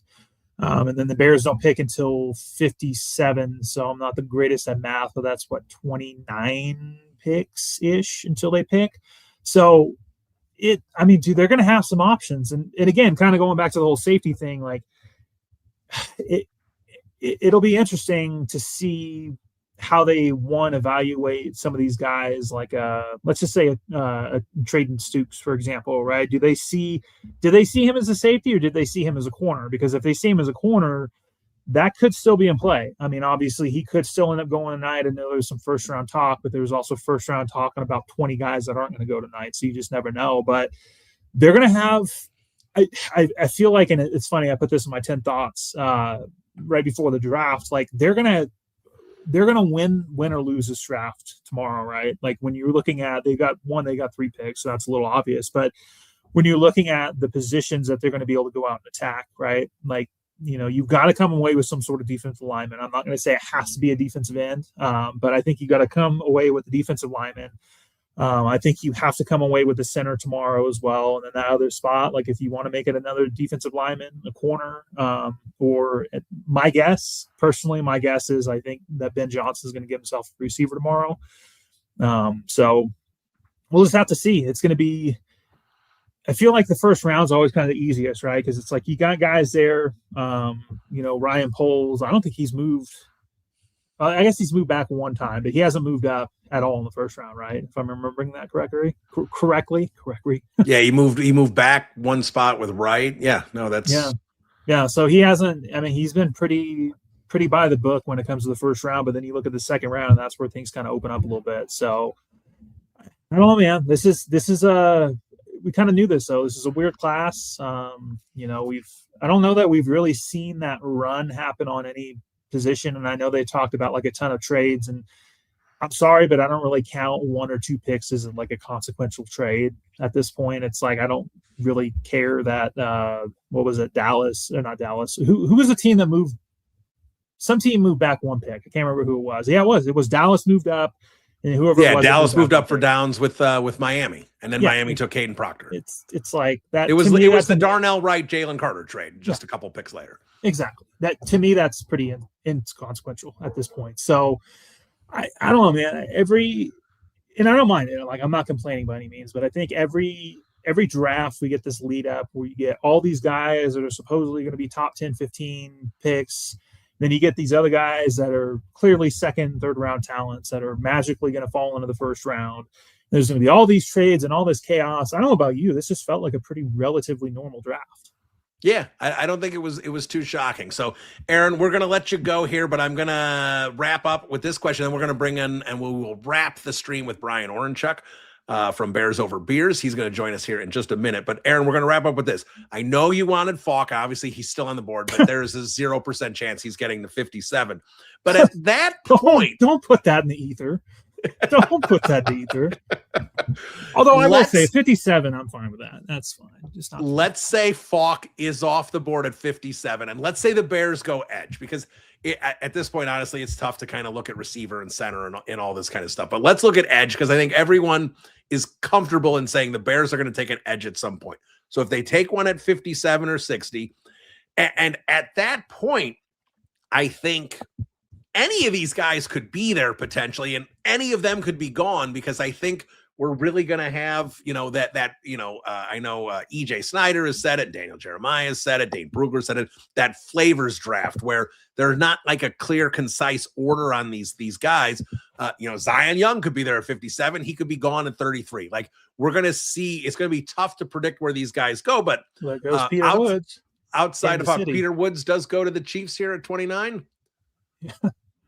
So the Chiefs are trying to reload their defense, and that is Chris Jones's replacement when he retires. But Zion Young, Cassius Howell, who I don't think Dennis Allen would like because he hates defending the run.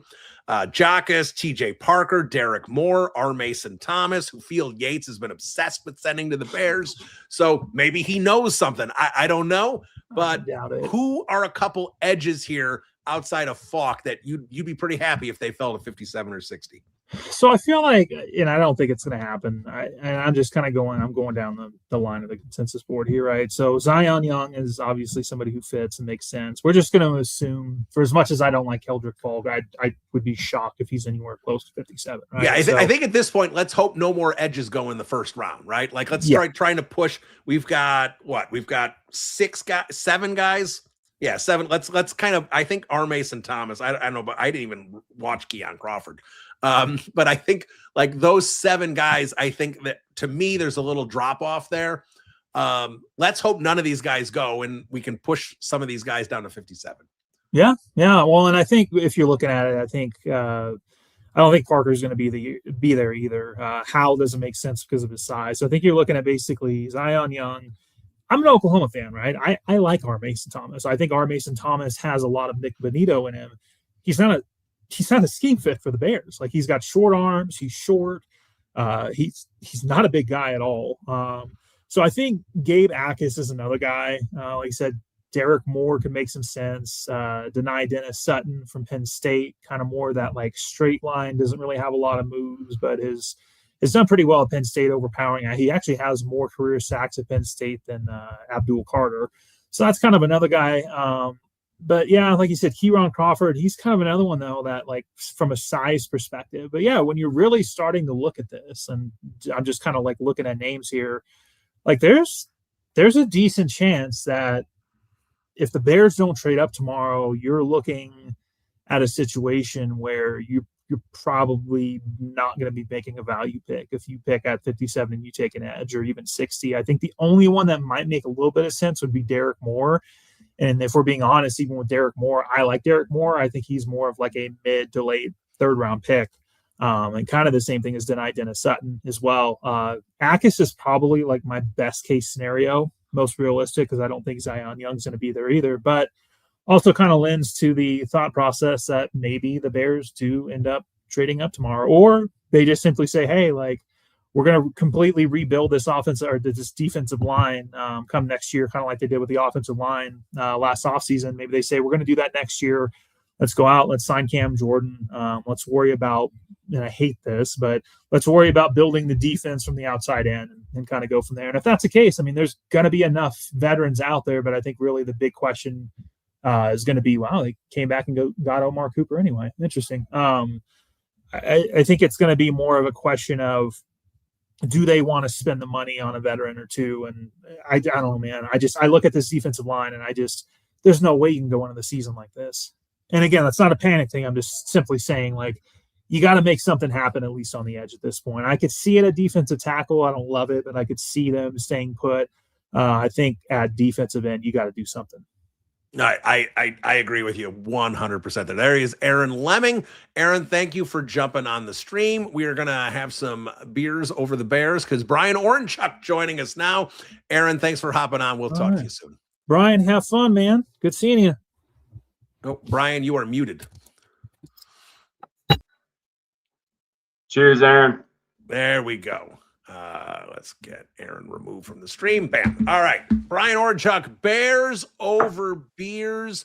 He is with us. He's been looking at a lot of these prospects as well. He's got his beverage ready. So, Brian, are you celebrating the Dylan Theenaman pick? Oh, I am absolutely stoked about it, Bill. He was one of my ideal scenarios for this draft. And he probably was my top choice. Aside from trading back and the way that the draft was falling, I was excited because we had a lot of solid options on the table at multiple positions that we could have gone. And so I would have been happy with a trade back. But Theenaman, man, he's ideal. He's 21 years old. He's an elite athlete with scheme versatility, ball production. He got his nose in the dirt in the Big Ten his whole career, including as a true freshman where he notched 6 picks. I mean, this kid's got what you want in a scheme like we have, especially with Kobe Bryant. I was just talking to JB, and I don't know, Bill, you think about this with me. Have we ever had 2 safeties that both could play the pass like we're projected to have this year? I don't know that we ever have. Yeah, no, because look, the Bears have had traditionally a traditional box strong safety that doesn't, like even Brisker. I think Brisker's pass coverage improved the last couple of years, but he was in the box. Adrian Amos was in the box. Yeah. Like that's where those guys, where they wanted. So trying to get that scheme versatility, like that's what I was talking about a lot. Once we got past 19, Taylor Dahl was on the stream at the time because we were kind of sitting there like the whole world had Theenaman going to the Vikings. And they said, well, if it's not the Vikings, it's going to be the Panthers, right? That is what Buffalo just keeps trading. Now they've traded to Tennessee. So the Tennessee Titans are on the clock here. They've traded back into round 1. We will see what they do here. And Aaron did mention it, by the way. Omar Cooper, the Indiana receiver, who Gus Johnson lost it over on the touchdown to Penn State. Against Penn State, not to Penn State. That was an absolutely great call if you love Gus Johnson. Omar Cooper does go to the Jets, so the Jets trade way down and still get Omar Cooper. I think the Jets actually cooked today. But the Tennessee Titans are on the clock. That pick is in. And then Seattle, if they stay on the clock, is going to be picking at 32 to wrap up the first round. But Brian, I'm with you. I am definitely on board with the Theenaman pick. I said this whole draft that ideally, if it broke, I didn't want to force it. If it broke, I wanted them to take a left tackle because I want to make sure the offense hums this year. The offense needs to be an elite top 5 offense. Yeah. The defense isn't getting fixed this year, and I understand they need pieces that can develop and turn in things. But at that, I wanted to make sure left tackle worked. But Lomu, like Aaron and I were talking about it, he's not an angry blocker. He's not that Ben Johnson, I brought up like the Dan Campbell bite the kneecaps kind of thing. Ben Johnson has that same mentality. He wants offensive linemen that, he wants Theo Benedict, who just wants to put people in the ground, but also have the pass blocking ability and longer arms. So that's the issue there. The Tennessee Titans, by the way, let's get this pick in. Roger Goodell is at the podium and he is announcing with the 31st pick, the Tennessee Titans are selecting. Well, now we're clapping. What are we doing here?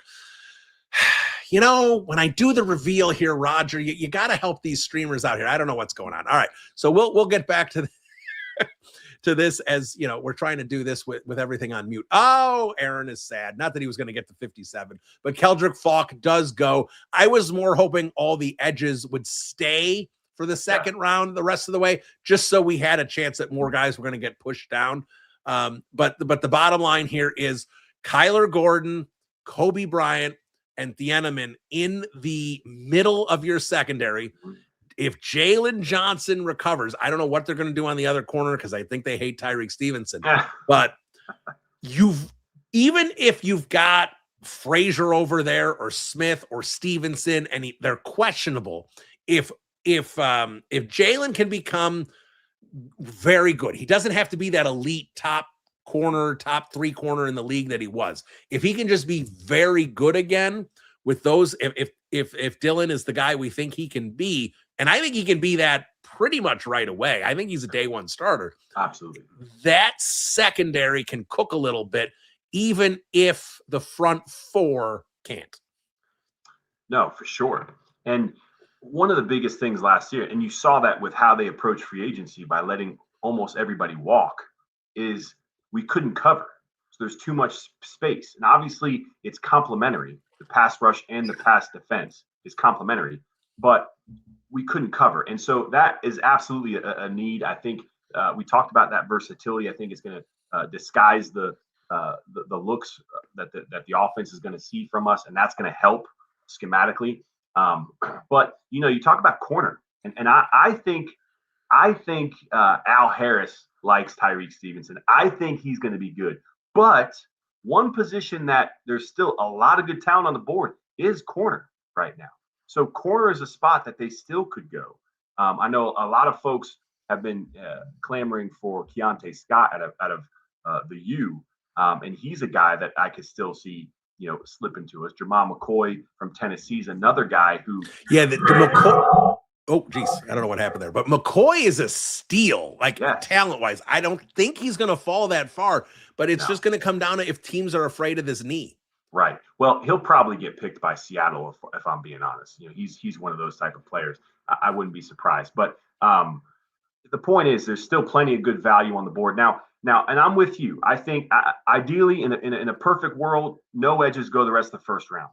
But as Aaron mentioned, my ideal would still be Gabe Akis. He's still my top choice for our scheme, for his potential, his athletic ability. And I know Zion Young is there. He's got the build that Dennis Allen likes, but he doesn't have the athleticism. He doesn't have that pass rushing prowess or potential. And so I still think there's a chance we can get a really solid edge. And then you have a lot of solid 3-tech type of D tackles that are going to be available in the next couple rounds.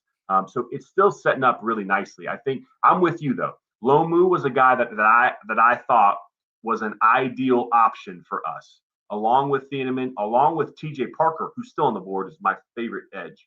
And you got all three of those guys, different positions. Which way we're going to go?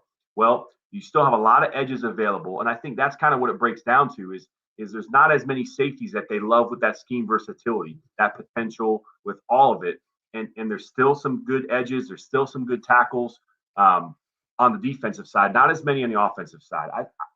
I'm afraid to say that we're set there this year based on what they did in the first round with Braxton and Wills. I think we're set.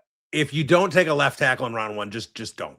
If they were going to go with Lomu, if they like Lomu enough, or if someone else had fallen and they wanted to make that move, I was all for it. I don't want to play with a round 3 tackle. They're just not worth it for the most part. I understand Braxton Jones was a fine in round 5. I know you all hate Charles Leno listening to this, but I like Charles Leno. What he was able to do coming out of round 7 is actually incredible. But the bottom line is you just don't get a lot of left tackles if you didn't pick them on day one. It's just kind of, putting a fishing line in the water with no worm on the hook and expecting to catch a fish. It's just not something that's probably going to happen. So one other name I want to bring up at cornerback, and then we'll talk edge here a little bit and kind of wrap up, see if you have any other thoughts here as we kind of wrap up here. The Seahawks pick is in. We'll definitely bring that to you. And then we'll talk a little bit about day 2 here and wrap up the stream.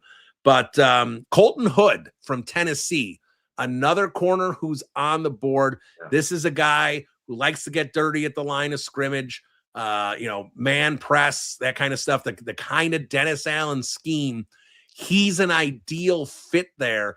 And again, this is a guy I don't think is going to be there. But here's the bottom line here is we can sit here and say, well, McCoy's not going to be there and Hood's not going to be there and all these guys. But when you start going through the best available here about guys, and look, I'm just going to do this quickly. But yeah, Jermod McCoy, guy would be great for the Bears. Caden McDonald, Zion Young, Colton Hood, Yakis, the Illinois edge. Even like if Jacob Rodriguez falls, like I'm not saying let's take a linebacker, but man, that guy's a monster. Like I love you mentioned Keontae Scott, Christian Miller, TJ Parker. Like all of a sudden you're sitting there, you name 15 guys that you sit there and say, well, these guys would be good picks for the Bears. And then you sit there and go, well, you're already then at 47 and some of these other players are going to go. Yeah. What a good and spot. suddenly you push some of these guys, because I'm skipping over the guys that don't make any sense for the Bears. Right. Suddenly, I think there's a good chance that a corner or one of these edge players or one of the defensive tackles, I don't think, Caden McDonald's going to get that far. And I know he doesn't fit Dennis Allen. Dennis Allen wants penetrating DTs. Right. Caden McDonald will just destroy the run game. I think he can step in day one, start, and destroy the opponent's run game. He's that kind of presence in the middle. I just don't think he's going to be able to pressure and collapse the pocket. Right. But maybe they think he can develop into that, by year 2, year 3. I would love the Caden McDonald pick, even if it's not the perfect Dennis Allen fit. So, Brian, we're sitting here going, and Jadarian Price, so nothing but Notre Dame running backs in round 1. Jadarian Price does, in fact, that was one that the entire world had mocked to the Seahawks. The Jeremiah Love's counterpart, he does, in fact, go to the Seahawks with the 32nd pick. So they did not take an edge. Positive for us as Bears fans. And we sit here, like we said, Brian, there's a lot of guys on the board that would be good picks at 57 and 60 potentially if they're there. And it looks like there's a decent chance a couple of them will be. No, I'm with you. We're in a good spot right now, Bill, and it's a good place to be. I mean, we didn't have that many holes finally for the first time. It seems like forever. Everything is better when you've got a quarterback and a coach. But we're in a good spot, and I'm with you. I think T.J. Parker is my ideal. He's not going to be there. He's probably going to be gone with the next 2 or 3 picks of the second round. But Gabe Yakis, I think he's absolutely a great fit for us as well at edge. We've got some tackles on defense. I will say, as far as offensive tackles are concerned, keep an eye out for Markel Bell from Miami. He's the guy I've been watching now for a little over a year. And he is, I don't know if you know much about him, Bill, but he is 6'9 1/4, 346 pounds with 36 3/8 inch arms. Huge, massive wingspan. He is a beast of a left tackle. His whole career is at left tackle. So he could step in day one. You think about Miami's title run to the national championship. He anchored that left tackle spot. Mauinoga, the right tackle, he went early first round. He's a stud on the right side. Markel Bell was a left tackle for them. So he's still a guy that we could get potentially in the 3rd, 4th round, 5th round even, that I think could compete for that left tackle spot, allowing us to really focus on value that slips to us, like a Jacob Rodriguez, who I'm a huge fan of as well. I think the ball production there, the nose for the ball, I think he would be an absolute stud in our defense. But hopefully we get one of these edges, and then I'd love to see maybe a corner, but definitely a D tackle at some point. Yeah, it's setting up well for us. It still is, and I'm excited. I'm excited to see where it goes. But there's definitely some value there, especially at DB right now. All right, now if you have particular players you like, shout them out, or even if it's a position group. So obviously the Bears are, if they don't make any trades, they're going to have 3 picks tomorrow. And I was looking at the trade chart, by the way. If they want to move up, if the Chicago Bears are like, oh, we have to go up and get X player, if they're going to jump up from 57, they don't have a lot of ammo. So, if you're in the camp that you don't want to give up any 2027 picks, and I am, because I am not a draft expert. I consume as much as I can leading up to the draft so I can talk about it intelligently. I know about all the quarterbacks. We know about the receivers. Like, I'm not an idiot. Like, I watch college football, but in terms of knowing the depth of this, everyone says this is not just a special draft in the top 15. This is a special draft going down 100 picks. Right. So when I look at that, I don't want to give up any 2027 capital. So if the Bears want to move up in round 1 without giving up any 2027 capital, we're just going to throw it out here. If they give up, they got 2 7s, nobody cares. Those aren't going to get anything. Pick 129. If they try and move up from 57, they can get to 53, giving up 129. That is it. They can only move up 4 picks. So if they use 89, if they want to dangle their 3rd round pick, that's going to make a huge dent. They can come up to 42 or 43. I'm not saying they're going to do it, But if they do want to trade up and they think they're not going to get an impact guy at 57 that they want. But if the team, obviously you need two to tango, and you're talking New Orleans and Miami, the Jets, those are the teams looking there. If a player falls into the early to mid 40s, that would be the move the Bears could make. They'd have to forfeit their 3. They'd have to give that up and then see what else they can get at 60. I don't know if the Bears would do that, because the bottom line here is the Bears need multiple players. Right. But that's the move, Brian. Some of these guys you talked about, if they don't think they can get them at 57, that 3rd round pick is going to be able to get them to move up about 14 or 15 spots in the second round. And I would only do that for a TJ Parker at this point, honestly. Maybe a Keontae Scott if they really are not sold on Tyreek, But Keontae Scott, one of the pluses with him was his versatility to potentially play safety. And so if you're going to draft him as a corner, I don't know. But like you said, there's still McCoy. We got a couple Tennessee volunteer corners out there. So if one of them slide, I don't know. I think it's a TJ Parker. They might be infatuated with Zion Young because he's got that Dennis Allen build. So if one of those edges slips, otherwise, I think you can hold out for Yakis and stay put. Keep those picks like you talked about. We absolutely need these picks. We need more picks. We need at least 1 or 2. The comp picks that we should have gotten from Ian Cunningham would be really nice right now. Sure.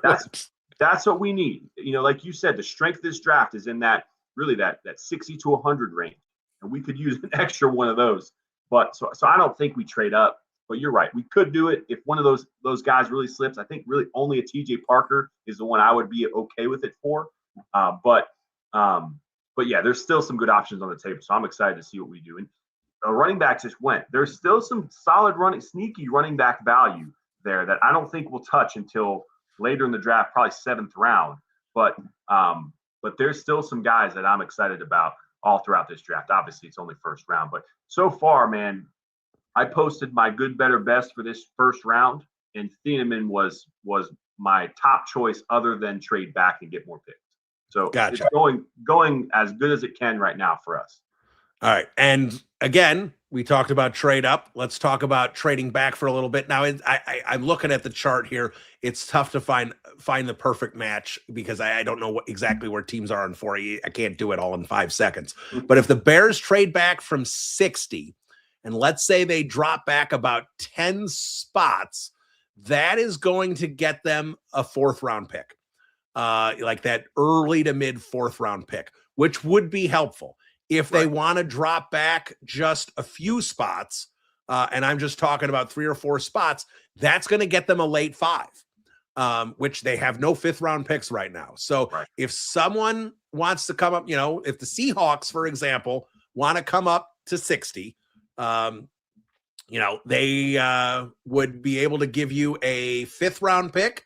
That would actually match really well. So, that actually, Seattle doesn't have their thing. So, does New England? No, New England doesn't have it. Of course, with all these teams giving away their picks and ruining our fun.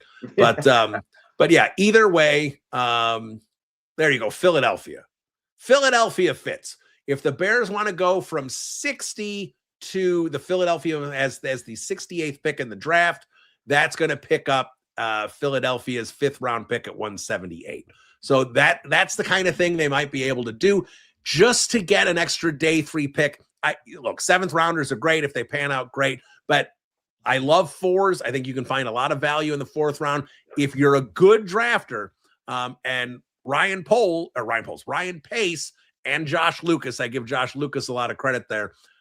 They used to find a lot of value in the 5th round. Jordan Howard is a 5th round pick. Adrian Amos was a 5th round pick. Bilal Nichols was a 5th round pick. They found a lot of value in the 5th round. You can find good players, not necessarily great players, but you can find good players in the 5th round. So if they can trade back a little bit and grab a 5, I would be totally on board for that.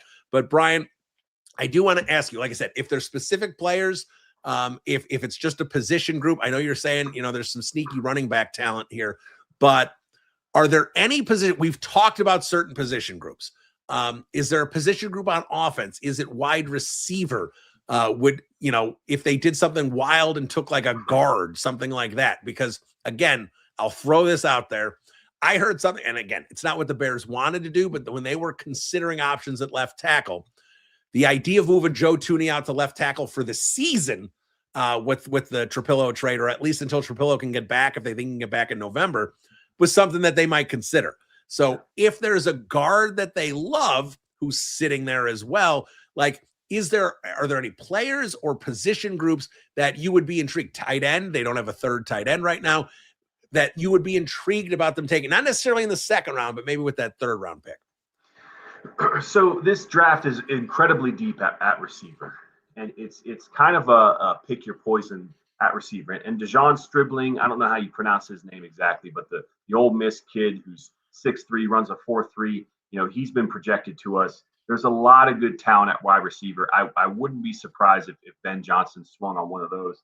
I hope he waits personally. I think the way the draft is falling right now, Bill, I think corner. I think corners are really looking pretty right now. I think corners, there's still some good edges though too. So like I said, I'm excited. But as far as position groups, I think maybe third, fourth, fifth round ish. I think that D tackle, since we didn't get a Peter Woods with that pick right there. I think a Grayson Holton is a guy from Oklahoma who I really like. I'm big on Landon Robinson as well. There's Caden Proctor from I think southeastern Louisiana. There's a couple guys there who probably will go in those middle rounds, most likely early day 3 for them.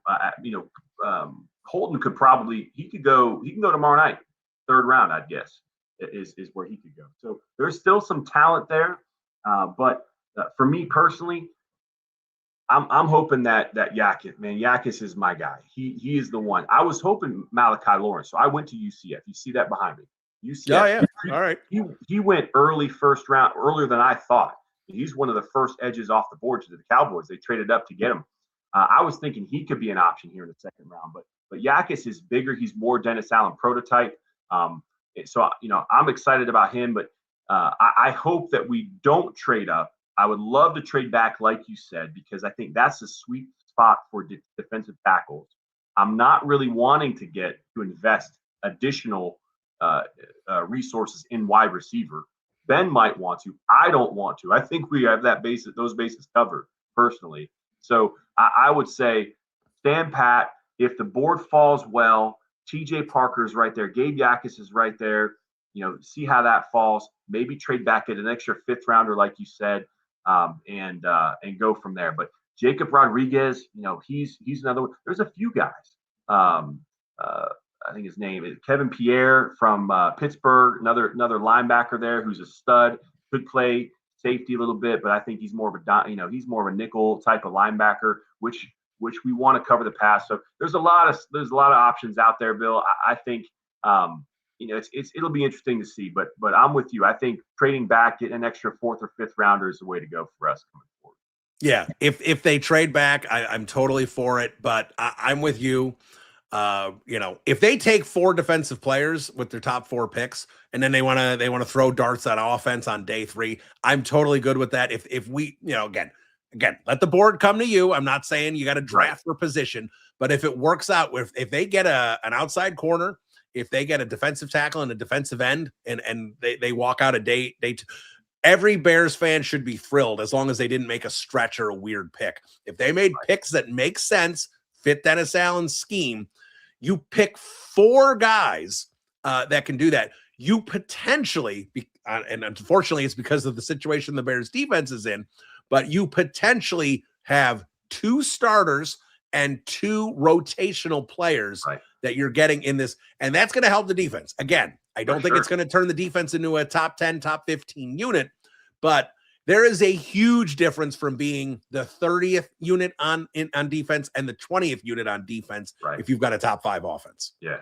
no, I agree. And that's where I'm at. I think the left tackle spot, obviously they've got more faith in those 2 guys than a lot of fans might. We all know Braxton started the year, but he wasn't healthy. And Jedrick Wills, he's a guy who's a first-round pick for a reason. He's got some skill. Obviously, he hasn't played in a long time. So it'll be interesting to see how that pans out. But I expect our offense to absolutely take a step forward this year. I think the tackle position is going to be better than people think. Average at minimum is my opinion. But everything else on offense, the way that the whole line cohesively works as a unit, the way Caleb, most importantly, understands the offense and can distribute the ball, the way that the receivers know what they're doing, run everything, I think is going to take a step forward. So, in my opinion, like you said, that defense, if they can add a few pieces to defense to bring them closer to that median level, then I think it's going to show. I mean, we were on the doorstep of the NFC Championship as is. So if you can improve even a little bit, like you said, and then you have young guys in key positions that can take a step forward. Oh, by the way, Austin Booker is only 22 years old, 20, maybe 23, I think. He's still a young guy that is stepping up. He was hurt to start the year too. So there's a lot of potential here. Now I'm disappointed by some of the contracts with Deo and Jarrett. But next year's draft is also looking really good. So if we can get some of these positions, and that's one of the things that I've loved about Poles, Bill, is I feel like it always seems like he's just 1 year ahead of us as far as aware of what positions, not just in the draft, but also in free agency, are going to be available.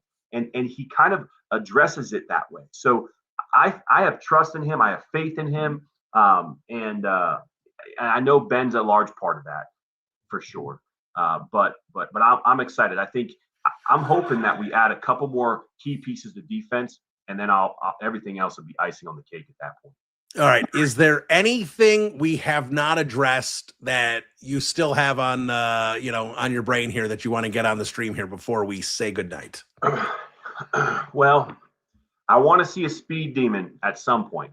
I know I've kind of downplayed the offense. I want to see somebody that can return kicks and punts like we're used to seeing in Chicago. That's one thing I want to see. There's a few guys I like. Brennan Thompson. There's what's his name? The Ohio, Iowa guy, Iowa kid, Ketchin. I forget his name. But there's a few players that I would like to see speed wise in the return game and maybe in the slot game to open things up for Ben. And I love running back, so I'd love to see a day 3 running back as well. But no, man, so far so good. I'm excited about it. We'll be around, and I appreciate you hosting me and everybody else. And obviously, bear down. Cheers. Yeah, so there he is, Brian Warncheck, of course, Bears Over Beers. Make sure you check him out all season long. Him and Ryan do a great job on that podcast, part of the Second City Gridiron team.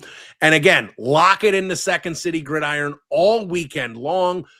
We are going to have Jacob Infante, we're Brian, the whole team is going to be involved here, giving you mini pods on all these players and an instant analysis on how they fit the Chicago Bears. So I want to thank everybody who joined me. Ross, I'm going to miss a name here because I'm doing it off the top of my head, but Ross Reed, Evan Mack, Lester Wilfong, Jeff Burkus, Quentin Crisco, Taylor Dahl, Aaron Lemming, and Brian. And if I missed anyone, I apologize to them.